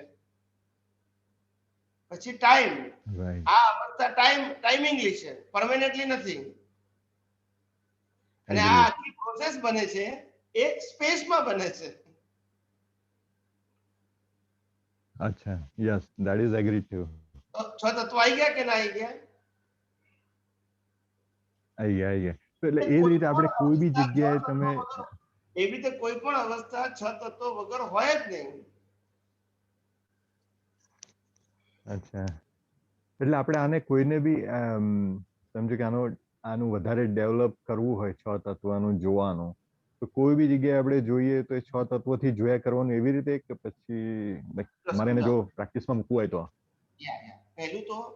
પહેલું તો મન વચન કાયા અને 5 ઇન્દ્રિયોથી અનુભવાતી સર્વ અવસ્થાઓને કુદરતી રચના તરીકે જોવાનું પાકું કરી નાખો. કુદરતી રચના તો દેખાવી જ જોઈએ ફર્સ્ટ. એમાં પછી આપણે એ પ્રોસેસમાં પાસ થઈ જઈએ તો સેકન્ડ, આ જે અવસ્થા છે એ depend on law of nature છે. શું છે? Nobody is independent. સૂર્ય, ચંદ્ર, તારા, ગ્રહો, નક્ષત્રો અને આપણા કોઝ ઇફેક્ટ, આ ઇફેક્ટ આવે છે એ બધું જ લો ઓફ નેચર ઉપર આધારિત છે, કોઈની મરજી ઉપર આધારિત નથી. બરાબર. અને થર્ડ આવે એનાથી ટોપ લેવલ, એમાં પછી પાસ થઈ જઈએ તો પછી છેલ્લું આવે કે ભાઈ 6 તત્વો. 6 તત્વો વગર અવસ્થા જ ના હોય. બરાબર. એટલે સ્ટેપ છે, એક પ્રોસેસ માંથી પાસ થઈને આગળ વધવાનું. 6 તત્વો જોવા એ તો છેલ્લામાં છેલ્લી અવસ્થા છે, પણ જ્યારે ફ્રી બેઠા હોય ત્યારે આપણે આત્માના ગુણોની ભજના કરતા હોય કે બીજું કંઈ કરતા હોય તો તે વખતે આપણે 6 તત્વોનો અભ્યાસ કરી શકાય, જ્યારે બીજી કોઈ ફાઇલ ના હોય, બીજો કોઈ કામકાજ ના હોય ત્યારે.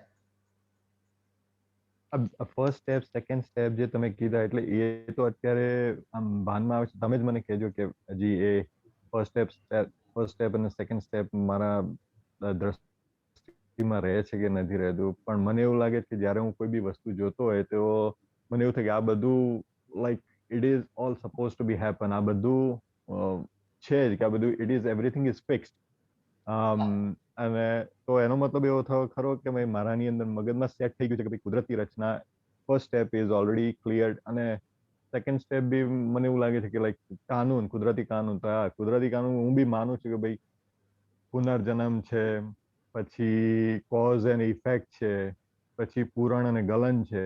આ બધું આઈ એમ લાઈક 100% શ્યોર. એટલે એને મને એ કન્વિન્સ કરવાની જરૂર નથી. I am already convince on that one. તો એનો મતલબ એવો ખરો કે ભાઈ એ 2 સ્ટેપ મારું ક્લિયર થઈ ગયું છે ને કરવું? ના, એટલે એ તમને સહજ રહેતું હોય તો એ દશા સારી કહેવાય, પણ હજુ તો પહેલું સ્ટેપ જે છે કુદરતી રચના, એ પણ આપણને 100% બધી જ અવસ્થાઓમાં ન દેખાય, કારણ કે આપણો અભ્યાસ અનાદિકાળથી રિલેટિવ સત્ય જોવાનું છે. બરાબર. રિલેટિવ સત્યને કુદરતી રચના જોવી, કારણ કે કુદરતી રચના એ સનાતન સત્ય છે. ઇન્દ્રિયોથી જોવું, બુદ્ધિઓથી જોવું, અજ્ઞાનથી જોવું, એ બધું રિલેટિવ સત્ય છે. બરાબર. એટલે એમાંથી બહાર નીકળવા માટે આપણો આ પુરુષાર્થ સતત ચાલુ રાખવાનો. મેં કીધું તે પ્રમાણે મોટા ભાગે કુદરતી રચના તરીકે જોવું, સેકન્ડ સ્ટેપમાં કુદરતી કાનૂન, અને થર્ડ સ્ટેપમાં જ્યારે પણ ફ્રી હોય ત્યારે કુદરતી 6 તત્વો રૂપે જોવાનું. કુદરત જેને કહીએ છીએ 6 તત્વો રૂપે જોવાનું કે આ 6 તત્વો છે એ જ કાનૂન પ્રમાણે આ અવસ્થા બનાવે છે. માં બીજું કશું છે એની અંદર મારે કોઈ વિચાર ઉભો કરવાનો, એટલે મારે વિચાર કોઈ ઉભો કરવાનો, એ અવસ્થા ઊભી કરવાની, પછી 6 તત્વ મૂકવાનું એની અંદર. It is a matter of your vision. બરાબર. એટલે એ જે થર્ડ સ્ટેપ છે એની માટે તો અત્યારે જ્યાં સુધી હું પેલું ફર્સ્ટ સ્ટેપ અને સેકન્ડ સ્ટેપ 100% ના કરું, because that is very true, 100% તો રહેતું જ નથી. તો એનો મતલબ કે મારે થર્ડ નથી રહેતું એટલે કે તમારી કચાશ એવું નહીં. આઈ નો ધેટ કે it's you have to put more and more effort, because આ સાયન્સ છે એ તમારા બધા માટે નવું છે, અને માટે એને બહુ જ પ્રેક્ટિસની અને અવેરનેસની જરૂર છે. ફિઝિકલ એક્શનની જરૂર નથી, અવેરનેસની જરૂર છે, અને એ અવેરનેસના એપ્લિકેશનની જરૂર છે. જાગૃતિ ના હોય તો તમે એપ્લિકેશન ના કરી શકો. માટે તમને કીધું કે આ પહેલું સ્ટેપ છે, બહુ જ ઇમ્પોર્ટન્ટ છે આપણે. અને એ જો કુદરતી રચના દેખાય તો રાગ, દ્વેષ, કસાય, માલિકીપણું, કરતાપણું, ભીખ અને ભય, ટેન્શન કશું રહે જ નહીં, અને આપણું તમામ પ્રકારનું દેહાદ્યાસ ખલાસ થઈ જાય પહેલા સ્ટેપથી. એટલું પાવરફુલ સ્ટેપ છે, પણ જેટલું હાઈ લેવલે જઈએ તેમ એની ઇમ્પોર્ટન્સ એટલે કે વેલ્યુ ખબર પડશે. ના, એટલે તમારી વાત બિલકુલ સાચી કે 100% તો રહેતું જ નથી. એટલા માટે અમુક વાર શું થાય કે ભાઈ પોતાના પરિજનો કે બધા હોય તો અમુક વાર એવો વિચાર આવે કે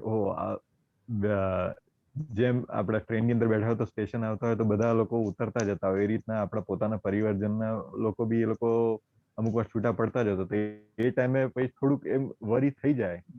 એટલે એનો મતલબ કે તો જ્ઞાન તો રહેતું જ નથી ત્યાં આગળ. તો યુ આર રાઈટ કે ભાઈ 100% તો રહેતું જ નથી. કુદરતી રચના તે વખતે દેખાતું નથી આપણને, અવસ્થામાં આપણે ઇન્વોલ્વ રાઈટ. એટલે પાછળથી પછી જ્ઞાન આવી જાય છે કે ભાઈ ના તો કુદરતી રચના છે. નહીં, ગુડ એટલે મારું કહેવાનો મતલબ સારું છે, તમને ખાલી પ્રેક્ટિસ કર્યા કરજો, કશો વાંધો નથી. You are on a right track અને આ જ ટ્રેકમાં તમે આગળ વધો, કશો વાંધો નહીં. ઓકે, જય સચ્ચિદાનંદ. જય સચ્ચિદાનંદ. Thank you. રમેશભાઈ અને એક મિનિટ રમાબેન, મેં તમને જોયા છે, પછી તમને કરશું અનમ્યુટ. જય સચ્ચિદાનંદ સ્વામીજી. હા, જય શ્રી રમેશભાઈ કે બિંદેશભાઈ?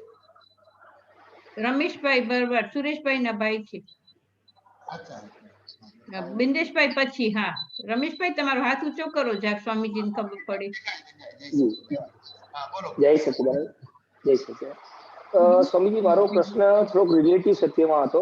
રિલેટિવ થી સનાતનમાં જવા માટેનો પ્રશ્ન હતો કે આપણે દેવી દેવતાઓ છે નિષ્પક્ષપાતી છે, તો આપણે એક છે કે ભાઈ આપણે મંદિરની અંદર ઘણી જગ્યાએ બલિ ચડાવવામાં આવતી હોય છે. તો બલિ કારણ કે ત્યાં બલિ ચડાવે છે એટલે એ ત્યાં આગળ એમનો ભાવ તો એટલે દેવી દેવતાઓને પ્રસન્ન કરવા માટેનો એવો ભાવ હોય શકે કે રિલેટિવમાં દેવી દેવતાઓને પ્રસન્ન કરવા માટે એ બલિ ચડાવે છે.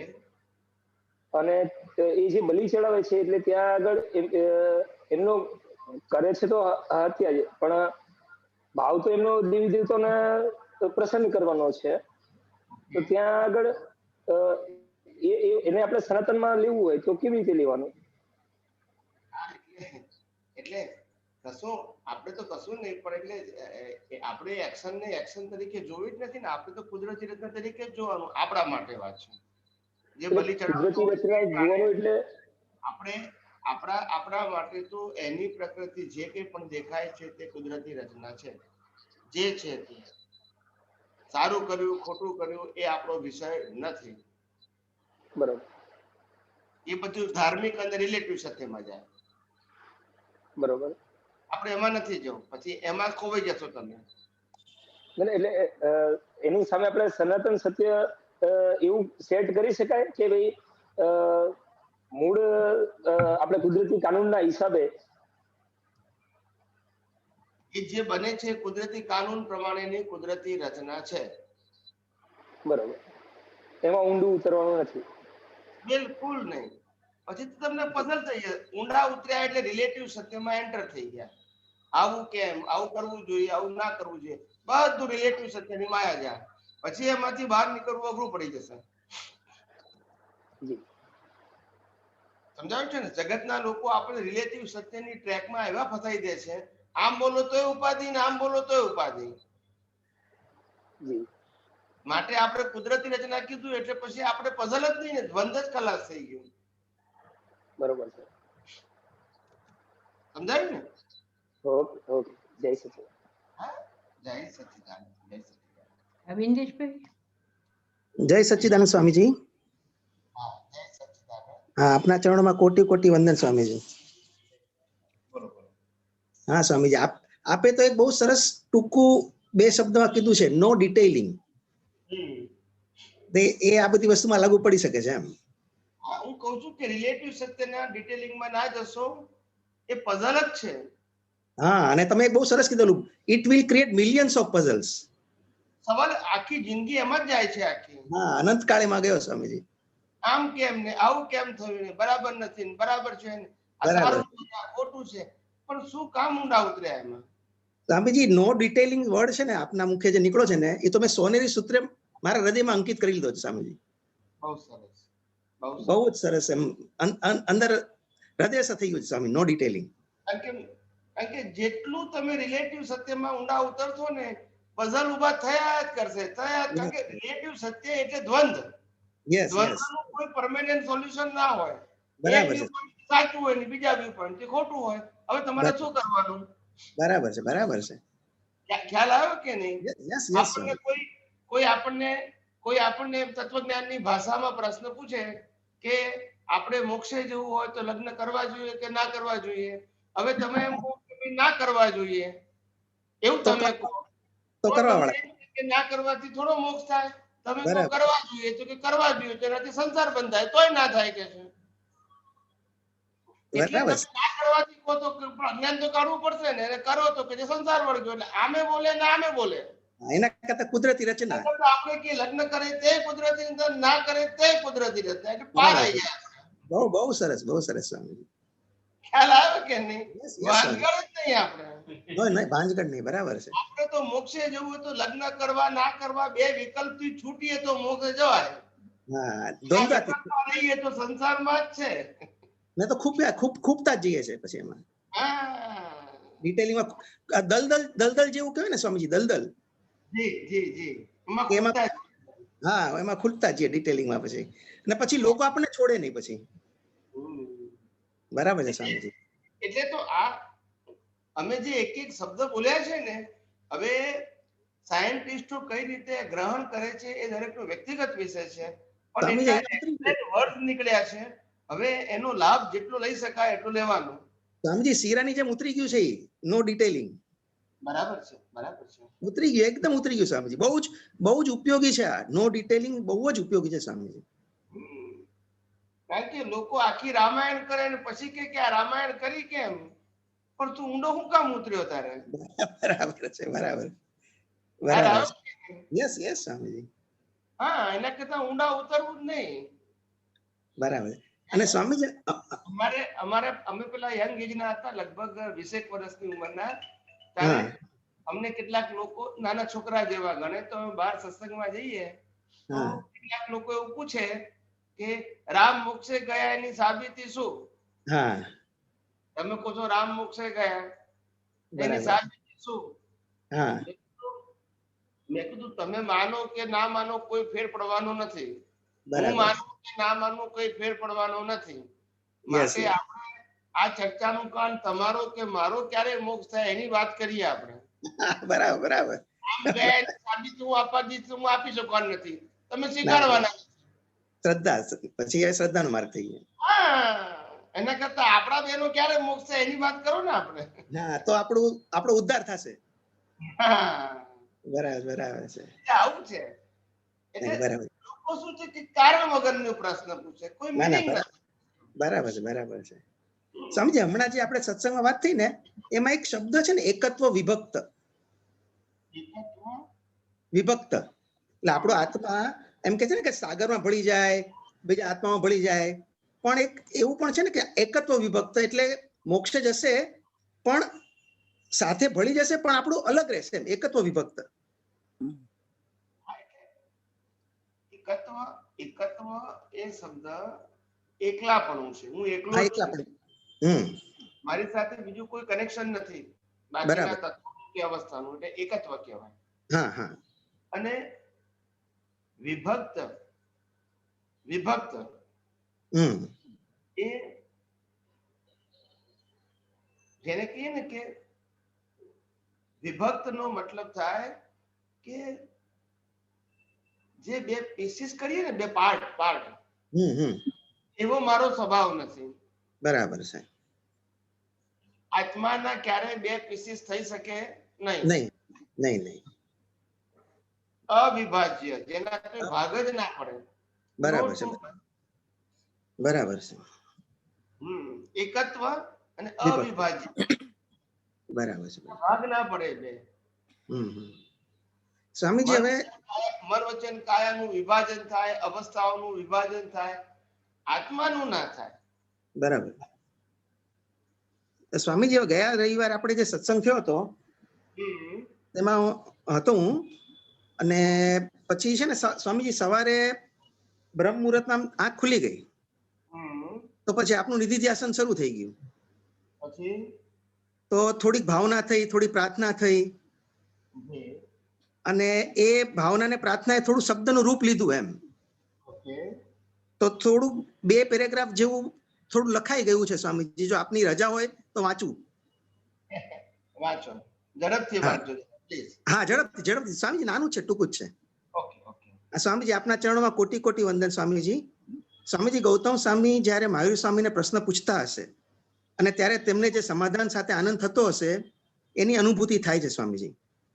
આપનું નિધિ ધ્યાસન કરતા અત્યંત આનંદની અનુભૂતિ થઈ રહી છે સ્વામીજી.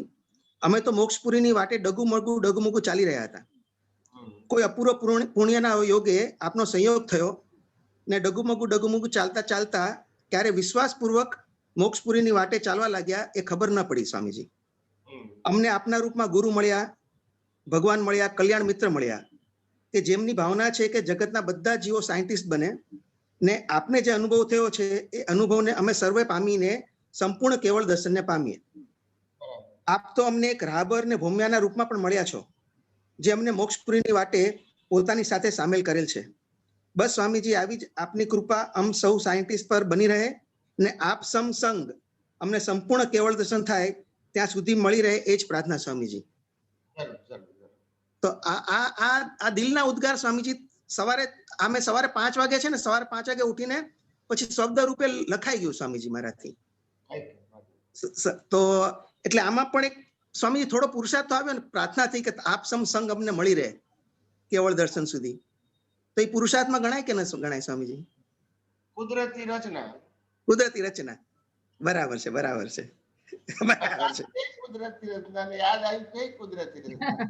બરાબર છે, બરાબર છે, બરાબર છે. પછી સ્વામીજી બસ તો નિધિ ધ્યાસન કરતા કરતા અમે અમારામાં સમાઈ જઈએ. બસ બસ બસ. તો સ્વામીજી આપણે 6 તત્વનું તમે કીધું ને હમણાં કે 6 તત્વોને સમજીને જીવ એ છેલ્લામાં છેલ્લી અવસ્થા છે સ્વામીજી. એટલે 6 તત્વને સંપૂર્ણ સમજીને છેલ્લે આપણે આપણામાં જ સમાઈ જવાનું છે ને સ્વામીજી?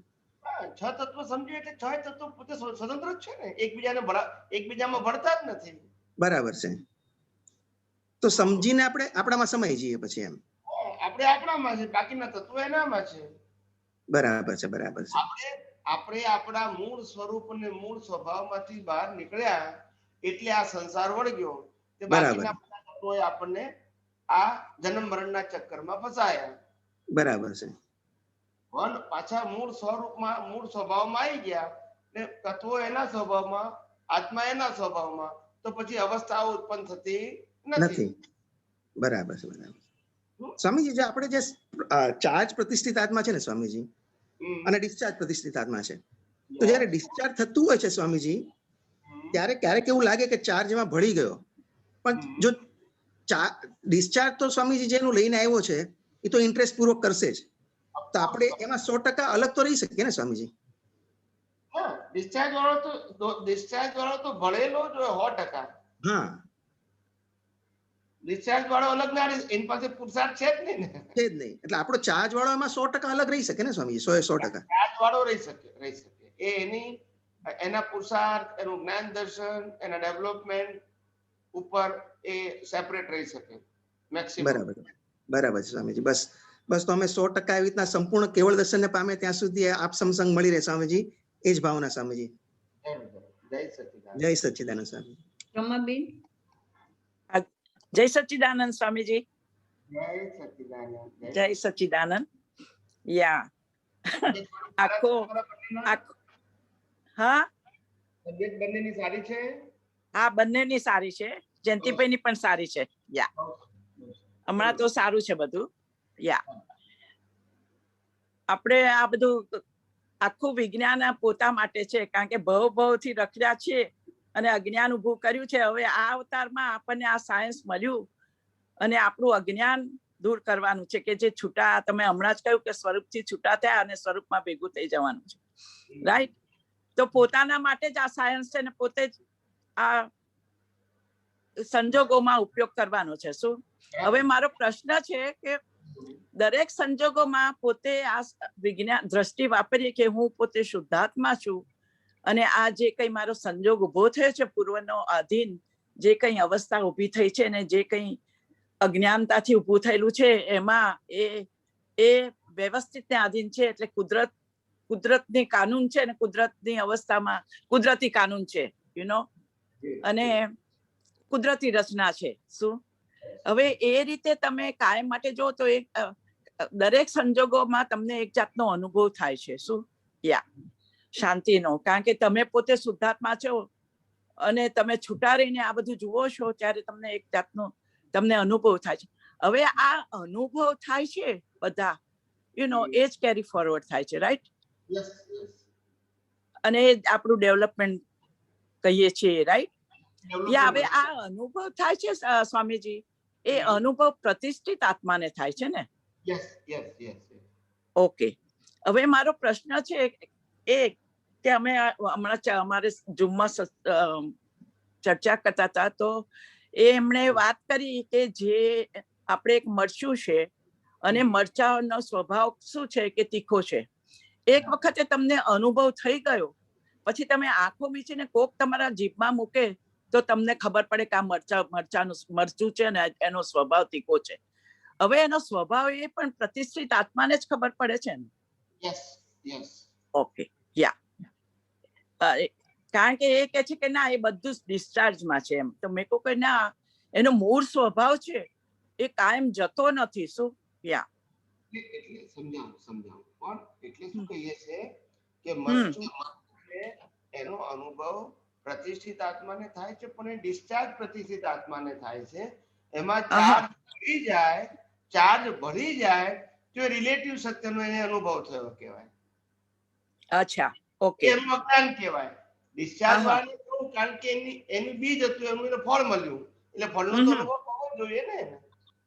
એટલે એ ડિસ્ચાર્જ પ્રતિષ્ઠિત આત્માને? હા, ડિસ્ચાર્જ કરશું, કારણ કે બીજ એને નાખ્યું હતું ને કે મરચું તીખું છે અને મારે તીખાશ આવી છે, તો આ એને સંજોગ કુદરતે કેવો કર્યો, એનો એને અનુભવ થયો. અચ્છા. પણ જે ચાર્જ પ્રતિષ્ઠિત આત્મા છે એ મરચાનો અનુભવ કરે તો રિલેટિવ સત્યના જ્ઞાનમાં ગયો કહેવાય. અને એ મરચું ખાનારને કુદરતી રચના તરીકે જુએ તો મુક્ત રહ્યો કહેવાય. યા, એ મુક્ત રહ્યો જ કહેવાય. હું એ જ કહું છું કે એને જે સ્વભાવની ખબર પડી મુક્ત રહીને, એ કોને ખબર પડી? હા, એટલે મુક્ત રહ્યો એ પોતે જ પોતાને અનુભવે છે ને. પોતે જ પોતાને અનુભવે છે કે હું આ અવસ્થામાં જરાયો ફસાયો નહીં. અચ્છા. એ પોતાને જ ખબર પડે, ફસાયો એ પોતાને ખબર પડે છે. યા, એટલે મૂળભૂત આત્માના, એટલે આપણે કહ્યું કે રિલેટિવ સત્યના જ્ઞાનમાં ઊંડા નહીં ઉતરવું, પણ પ્રકૃતિ અને ડિસ્ચાર્જ પ્રતિષ્ઠિત આત્માને તો રિલેટિવ સત્યનો અનુભવ થયા જ કરવાનો, કારણ કે બરાબર. પણ લાઈવ પ્રતિષ્ઠિત આત્માને રિલેટિવ સત્યના અનુભવની જરૂર નથી. તો આપણે આ જે કંઈ જોયા કરવાનું, બસ. મરચાનો અનુભવ થયો કે ના થયો, જીભ આપણી બેરી હોય તો ના થાય, પણ તે કુદરતી રચના થયો, તે કુદરતી રચના. અચ્છા, ઓકે. તો આ જે આપણે સંજોગોમાં દૂર રહીએ છીએ, આપણે પોતે શુદ્ધાત્મા સ્વરૂપમાં રહીએ છીએ ને, જે અનુભવ છે એ અનુભવ એ ડિસ્ચાર્જ આત્માને છે, રાઈટ? હા, એટલે જે કઈ આ મન વચન કાયાની અવસ્થાઓનું જે કઈ પણ અનુભવ થાય છે એ ડિસ્ચાર્જ થાય છે. અને ચાર્જ પ્રતિષ્ઠિત આત્મા જો એને કુદરતી રચના તરીકે જુએ છે તો એ અલિપ્ત રહી શકે છે. બરાબર. અને જો એ રિલેટિવ સત્યનો અનુભવ કરે છે તો એટલું અજ્ઞાન છે, તો પછી નવા કર્મ બાંધે છે. રાગ ક્યાં તો દ્વેષ, સારું ક્યાં તો ખરાબથી, ગમતું ક્યાં તો ના ગમતાથી. બરાબર. રિલેટિવ સત્યમાં એન્ટર થયો એટલે જ દ્વંદ્વ ઉત્પન્ન થઈ ગયા. હા. અને કુદરતી રચના જોયું તો કોઈ દ્વંદ્વ નહીં. બરાબર. કુદરતી રચના હોય તો પછી તો કોઈ રાગ દ્વેષ જ નથી રહેતો. કોઈ ડિવિઝન જ નથી, કોઈ ડ્યુઆલિટી જ નથી. યા, સામો માણસનું ઉદય કર્મ છે એમ આપણે તમે જુઓ કુદરતી રચનામાં, તો પછી કોઈ રાગ દ્વેષ જ નથી ને? નથી. યા, ઓકે. તો આ બધા અનુભવો આપણા જે છે જે એ કેરી ફોરવર્ડ થાય છે, રાઈટ? એ પરમેનન્ટ નેક્સ્ટ અવતારમાં પછી તમને આ તમે કહો છો ને લાયક ને ઓકે. ઓકે, જય સચ્ચિદાનંદ. ઓકે, જય સચ્ચિદાનંદ. મિલનભાઈ. જય સચ્ચિદાનંદ સ્વામીજી. હા, જય સચ્ચિદાનંદ. બોલો સ્વામીજી. પ્રશ્ન એ છે કે અભ્યંતર તપ અને એની જોડે મુક્તતા રહી શકે કે બંને અલગ હોય કે કઈ રીતે પ્રોસિજર હોય? અભ્યંતર તપ અને બાહ્ય તપ બે પ્રકારના તપ હોય. બાહ્ય તપ એટલે આ મન વચન કાયાના તપ, અને અભ્યંતર તપ એટલે જ્ઞાન દર્શનના તપ. બરાબર. બાહ્ય તપની અંદર બધી ક્રિયાઓ આવે. અને ક્રિયામાં પછી કરતાપણું આવે એને તપ કહેવાય. હા હા અભ્યંતર તપની અંદર મન વચન કાયની અવસ્થાથી મુક્ત રહેવાનું અને શુદ્ધાત્મા પદમાં રહેવાનું આવે. બરાબર. આ અભ્યંતર રહેવાય એટલે તપ કહેવાય. ઓકે મને મને ફાઇલ નંબર 1 ને કોઈ અપમાન કર્યું હોય જી અને ફાઇલ નંબર 1 ના ડિસ્ચાર્જ પ્રતિષ્ઠિત આત્માને અપમાનથી દુઃખ થયું હોય, જી જી હવે લાઈવ પ્રતિષ્ઠિત આત્મા એ અવસ્થાને જ્યાં સુધી 100% કુદરતી રચના ન જોઈ શકે ત્યાં સુધી તપ કહેવાય. અભ્યંતર તપ, બહાર ખબર ના પડે. જી હા ખ્યાલ આવ્યો? એટલે અભ્યંતર તપ ને મુક્તતા એક જ છે, બે અવસ્થાઓમાં મુક્ત. અભ્યંતર તપથી સમાધિ અને સમાધાન, સમાધાન અને સમાધિ છે. બરાબર અને બાહ્ય તપથી ઉપાધિ છે, ઉપાધિ છે, વ્યગ્રતા છે અને કર્મબંધ છે. બરાબર બરાબર. એટલે સ્વામીજી અભ્યંતર તપ હોય તો એનો મતલબ 50% મુક્તતા કે એવું બી થઈ શકે ને? ધારો કે બરોબર ગોઠવાણું ના હોય તો એમ. હા હા, થાય થાય. મુક્તતાની અનુભૂતિ એટલી કાચી પડે. બરાબર હા થાય થાય. બરાબર. અને 100% ધારો કે મુક્તતા આપણને અનુભવ થયો તો એનો મતલબ અભ્યંતર તપ આપણું સંપૂર્ણ પાસ પછી છે. તપ ના કહેવાય. પછી તપ ક્યાં સુધી કહેવાય કે જ્યાં સુધી આપણે આ સનાતન સત્યના ઉપયોગને યથાર્થ રીતે પ્રેઝન્ટ નથી કરી શક્યા.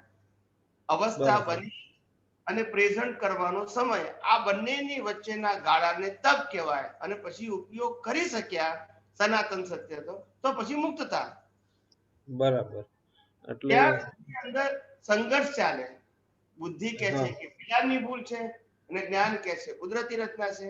બુદ્ધિ કહે છે પેલાની ભૂલ કહે છે, જ્ઞાન કહે છે કુદરતી રચના છે. આવી રીતે અંદર તપ ચાલે. હા હા. એટલે જે મોક્ષ બહાર કોઈને ખબર ના પડે. હા હા. તો સ્વામીજી આ જે મોક્ષના 4 પાયા છે એમાં એક તપને બી કીધું છે, તો ઈ સંઘર્ષ ને બી મતલબ એક ટાઈપની જરૂરિયાત કીધી કે આપણને ઈ ન સમજાણું, તો પછી ત્યાં શું સમજવું? બાહ્ય તપની નહીં, અભ્યંતર તપની જરૂર છે. બરાબર અભ્યંતર તપ એટલે સર્વ સમાધાનકારી, જી જી જેનાથી તમામ પ્રકારના વિકલ્પો સમી જાય એવું તપ. બરાબર વિકલ્પો સમવા જોઈએ. ઓકે ઓકે જી સમજાઈ ગયું. હા હા ओके ओके, जय सच्चिदानंद। हाँ जय, वो आवाज नहीं आ रहा है ना, इसके लिए वो कान के वहां लेके जा रही है ना, इसके लिए जय सच्चिदानंद स्वामी जी। It's okay. हाँ तो मुझे एक पूछना था कि जैसे अभी कुछ दिनों पहले ना पुणे में समीर रायकोड रिच फैमिली का लड़का था, 22 ईयर का, तो उसने सुसाइड किया। तो फिर जो सुसाइड करते तो उनका जो आत्मा रहता है तो उनको जाते समय तो मतलब वो तो उनको तो बहुत दुख होता होगा, पर वो भी कुदरती कानून के हिसाब से होता है कि वो खुद करके लेते, और उनका आत्मा आगे क्या होता है, मतलब आगे उनको जन्म मिलता है नहीं मिलता है वो सब। सबसे पहली बात ये है कि श्वास लेने की स्वतंत्र शक्ति नहीं है, को खुदकुशी करने के लिए स्वतंत्र शक्ति हो सकती है? नहीं, पर फिर भी वो मतलब जैसा अभी बोलेगा तो 22 ईयर रिच फैमिली, तो ऐसे तो अपने को भी लगता है ना कि ये मतलब एक खुद किया जैसे होता है ना, ऐसा लगता है मगर ऐसा है थोड़ा नहीं। मतलब ऐसा अपने दिमाग में आता है ना।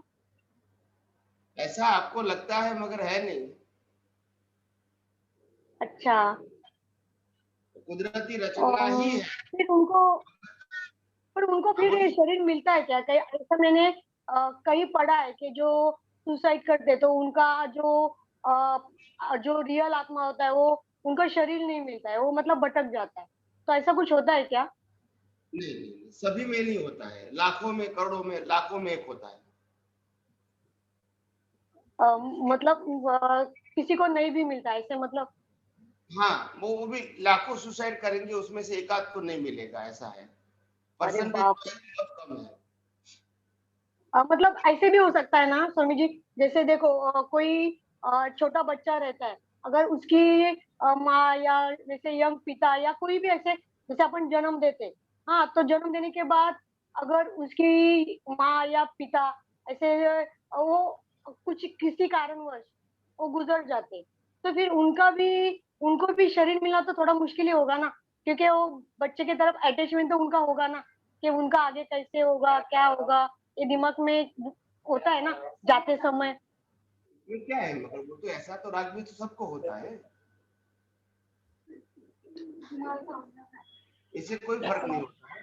व्यक्ति को अपने कर्मों से जन्म मरण मिलता है, दूसरे की भावना से नहीं मिलता है। नहीं, मुझे क्या लगा कि उनका जो शरीर नहीं मिलता है तो आत्मा भटकती है, तो उनको बाद में फिर उनको शरीर ही नहीं मिलेगा तो फिर उनका आगे गति कैसे होगी, तो थोड़ा सा कंफ्यूजन था। नहीं, मगर ऐसा मैंने कहा ना, लाखों में कोई एकाध होता है, अभी तो बहुत कम लोग होते हैं। पहले जमाने में थोड़े लोग ज्यादा होते थे, क्योंकि बाहर 5 इंद्रियों के विषय बहुत कम थे, और इसीलिए खाने के या व्यक्ति के ऊपर उसका चित्त खास करके स्थिर हो जाता था।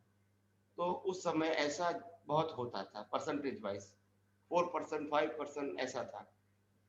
अभी तो बहुत कम होता है ऐसा, क्योंकि अभी तो हमारे इंद्रियों ज्ञान की इतनी सारी वैरायटीज दुनिया में है। एक चीज पे, एक व्यक्ति कहो या एक वस्तु कहो, इसमें हमारा कंसंट्रेशन रखने पर भी रहता नहीं है। There are so many option.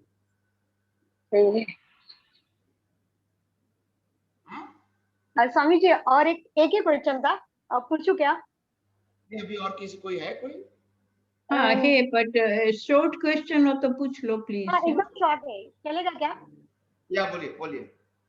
जैसे अभी कई सारे लोग रहते, अगर हम उन्हें ये सिद्धांत समझाने की कोशिश करते तो वो क्या बोलते कि भाव से कर्म बनते हैं ना, तो हम जो बाहरी क्रिया करते जैसे जप, तप, ध्यान, तो हमारा भाव तो यही है ना कि हमें मोक्ष मिले, मोक्ष का ही हमारा अंदर का विजन है ना, तो फिर वो बोलते हैं आपका और हमारा मतलब एक जैसे ही है, तो उनको हमें क्या बोलना चाहिए कि भाव से कर्म बनते तो एक ही पॉइंट पे दोनों का एक ही होता है ना, तो उनको मुझे कुछ समझाने को नहीं जमा। एक का मतलब क्या, नहीं समझा मैं। जैसे उनका भी क्या बोलना है कि भाव से कर्म बनते, तो हमारा तो भाव एक ही है ना, मोक्ष का मार्ग, संसार तो नहीं हम मांग रहे, और अपना भी विजन में यही है ना कि जैसे हम भाव करेंगे वैसे हमें मतलब भाव से कर्म बनते ना, तो भाव हमारा भी मोक्ष के लिए है ना, संसार तो हम भी नहीं मांग रहे ना, तो उनको मुझे एक्सप्लेन करने को नहीं जम रहा है कि ऐसे इस मोड पे हमें क्या बोलना चाहिए, क्या उनको भी हमें कुदरती रचना के हिसाब से देखना चाहिए? नहीं, जैसा भाव करोगे वैसा भाव होगा। अगर मोक्ष का भाव किया है तो उस प्रकार के संजोग मिलेंगे, संसार का भाव किया तो उसी प्रकार के संजोग मिलेंगे। तो मतलब वो सही है ना, उनका भी सही है ना, क्योंकि वो जब तब ध्यान जब कर रहे हैं वो भी। हाँ, उससे संसार मिलेगा ना, मतलब जन्म मरण मिलेगा, पाप पुण्य मिलेगा। हाँ, अच्छा, मतलब मैं उनको ये एक्सप्लेन कर सकती हूँ ना कि इससे आपको संसार मिलेगा, पुण्य मिलेगा, तो भाव से भाव मिलेगा वो बराबर है, मगर भाव जब संसार के लिए होता है तो संसार की अवस्था मिलेगी, भाव जब मोक्ष के लिए होगा तो मोक्ष की अवस्था संजोग मिलेंगे। हाँ, वो तो बोलते कि मुक्ति के लिए हम मतलब ज्यादा से ज्यादा ये कर रहे, जैसे कोई 9 माला करता है, कोई 14, कोई 20, मतलब वो दिन भर एक ही काम करते हैं। कोई ध्यान बोलेगा तो सुबह दोपहर शाम ऐसे 3-3 घंटा बैठ जाते हैं। वो तो ठीक है, अपनी अपनी एक सोच होती है, कोई बात नहीं, अपनी दृष्टि से वो अपनी दृष्टि से सही है। हम हमारी बात अगर समझना चाहते हैं तो ठीक है, हम समझाने की कोशिश करेंगे, बाद में छोड़ देंगे, और क्या। हाँ, तो मुझे उनका बुरा क्यों लगा कि उनको इतना मतलब बॉडी प्ले, बाद में उनको तक परेशानी भी बहुत आती है, तो मुझे अंदर से लगा कि कैसे भी हमारे में कोई क्रिया नहीं, सिर्फ भाव करना है। हाँ, और हमें शुद्धात्मा में रह के कुछ भी करना है, मतलब जुदापन की जागृति। हाँ, तो मैंने बहुत एक्सप्लेन करने की कोशिश की, पर उनका एक ही विजन है, मतलब उनका बोलने का एक ही ये है कि भाव से कर्म बनते तो हम भी संसार नहीं मांग रहे, आप भी संसार नहीं मांग रहे, तो बस यही पे मेरा थोड़ा सा ये हुआ था। तो जैसे ये भी अभी कुदरती रचना से देख सकते हैं ना कि उनका उन्होंने विजन लेके आए, तो ऐसे वो भी संसार नहीं मांगते हैं, वो बराबर है, मगर क्रिया का तो वो करता है न। सही है, सही है। तो क्रिया का करता है तभी से तो कर्म बनेंगे। हाँ, मालिकी भाव और कर्ता भाव से ही तो कर्म बनता है। हाँ सही है। ओके ओके, जय सच्चिदानंद। जय सच्चिदानंद स्वामी जी। રેખાબેન जय सच्चिदानंद स्वामी जी। रेखा पटेल। जय सच्चिदानंद। जय सच्चिदानंद स्वामीजी। આપણે રમાબેન સાથે જે ડિસ્કસ થયું ને, વાત થઈ ને ક્વેશ્ચન એના વિશે, એના રિલેટેડ છે કે 5 જ્ઞાનેન્દ્રિય વડે પ્રકૃતિના 5 વિષયો જેવા કે રૂપ, રસ, ગંધ, આ 5 વિષયો જો ડિસ્ચાર્જ મન ભોગવે છે, પણ ડિસ્ચાર્જ અહંકાર છે એ માથે લે છે, સ્વીકારે છે। તો એ ડિસ્ચાર્જ અહંકાર, એ મારે સમજવું છે, ડિસ્ચાર્જ અહંકાર માથે લે, તો ડિસ્ચાર્જ અહંકાર છે એ તો નિશ્ચેતન ચેતનનો છે, તો પછી એ જે ભોગવે છે એ નિશ્ચેતન ચેતનનું છે, તો એ કેમ ભોગવે છે, એવો મારો ક્વેશ્ચન છે। કારણ કે બીજ એને નાખ્યું છે ને ગયા અવતારમાં। ના પણ હજી સ્વામીજી એ અમારે બહુ ડિસ્કસ થયું છે, હજી એ મને ઉતરતું નથી કે જે આપણે ચાર્જ હોય છે પ્રતિષ્ઠાત્મા, એ તમે નક્કી કર્યું કે મારે માતા પિતા આવવા જોઈએ, એવો તમે ગયા અવતારમાં ભાવ કર્યો, બરાબર છે? બરાબર। આ અવતારમાં તમને માતા પિતા મળ્યા, તો કોણે અનુભવ કર્યો કે આ મારા માતા પિતા છે? કોણે કર્યો? એ તો નિશ્ચેતન ચેતન, એટલે ડિસ્ચાર્જ પ્રતિષ્ઠાત્મા એ તો ડિસ્ચાર્જ પ્રતિષ્ઠાત્માની તો વાત છે, તો એ જ અનુભવ કરે છે એમ કહે છે ને। નહીં, મને ક્વેશ્ચન એવો થાય છે કે નિશ્ચેતન ચેતન છે તો એ અનુભવ કેમ કરે છે, એવું થાય છે। બીજી બાજુ એમ થાય છે કે ચેતન છે એ બધી મિકેનિકલ અવસ્થાનો અનુભવ કરે છે, કારણ કે એને જ બીજ નાખ્યું તું અને ફળ પણ એ જ ભોગવે છે।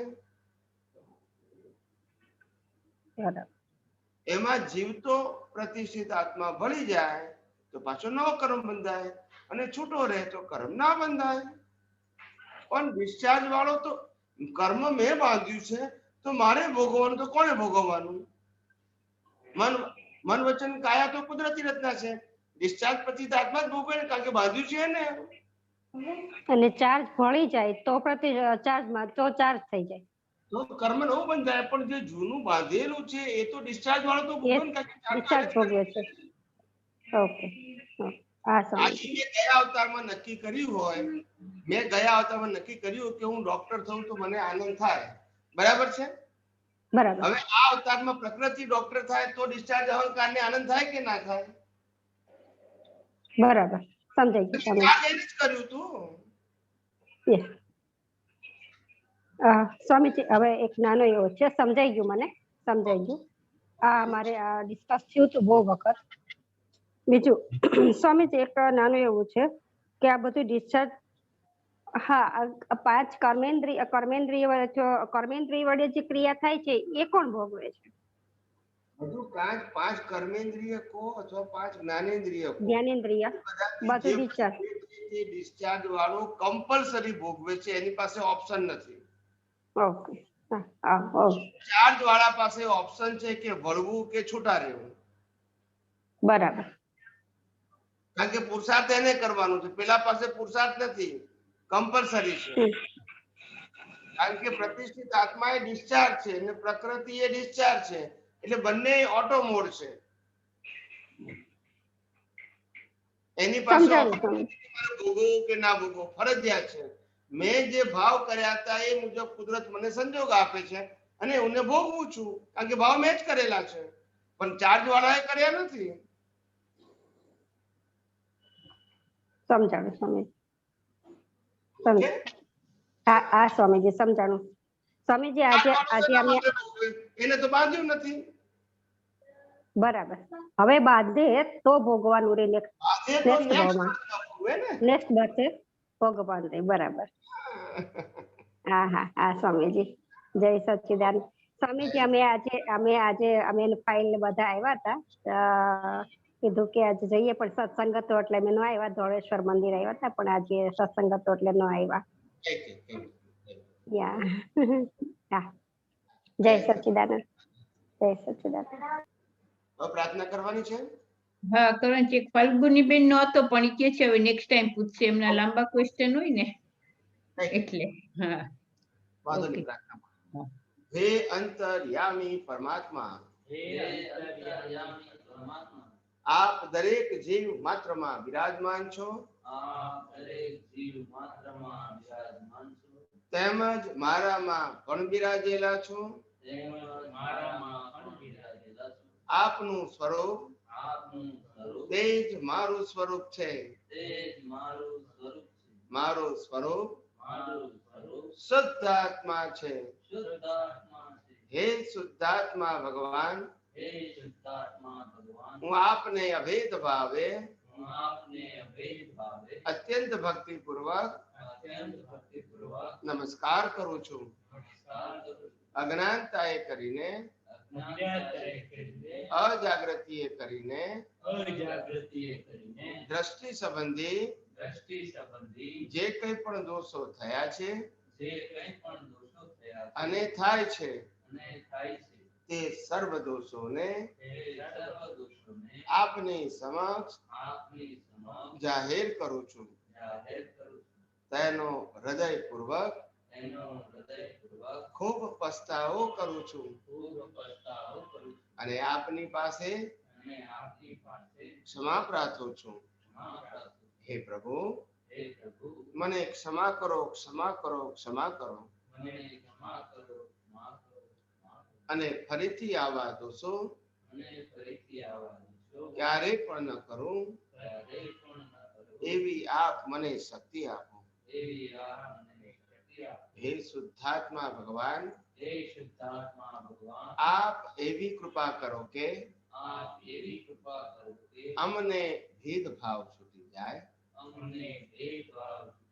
અને અભેદ સ્વરૂપ પ્રાપ્ત થાય.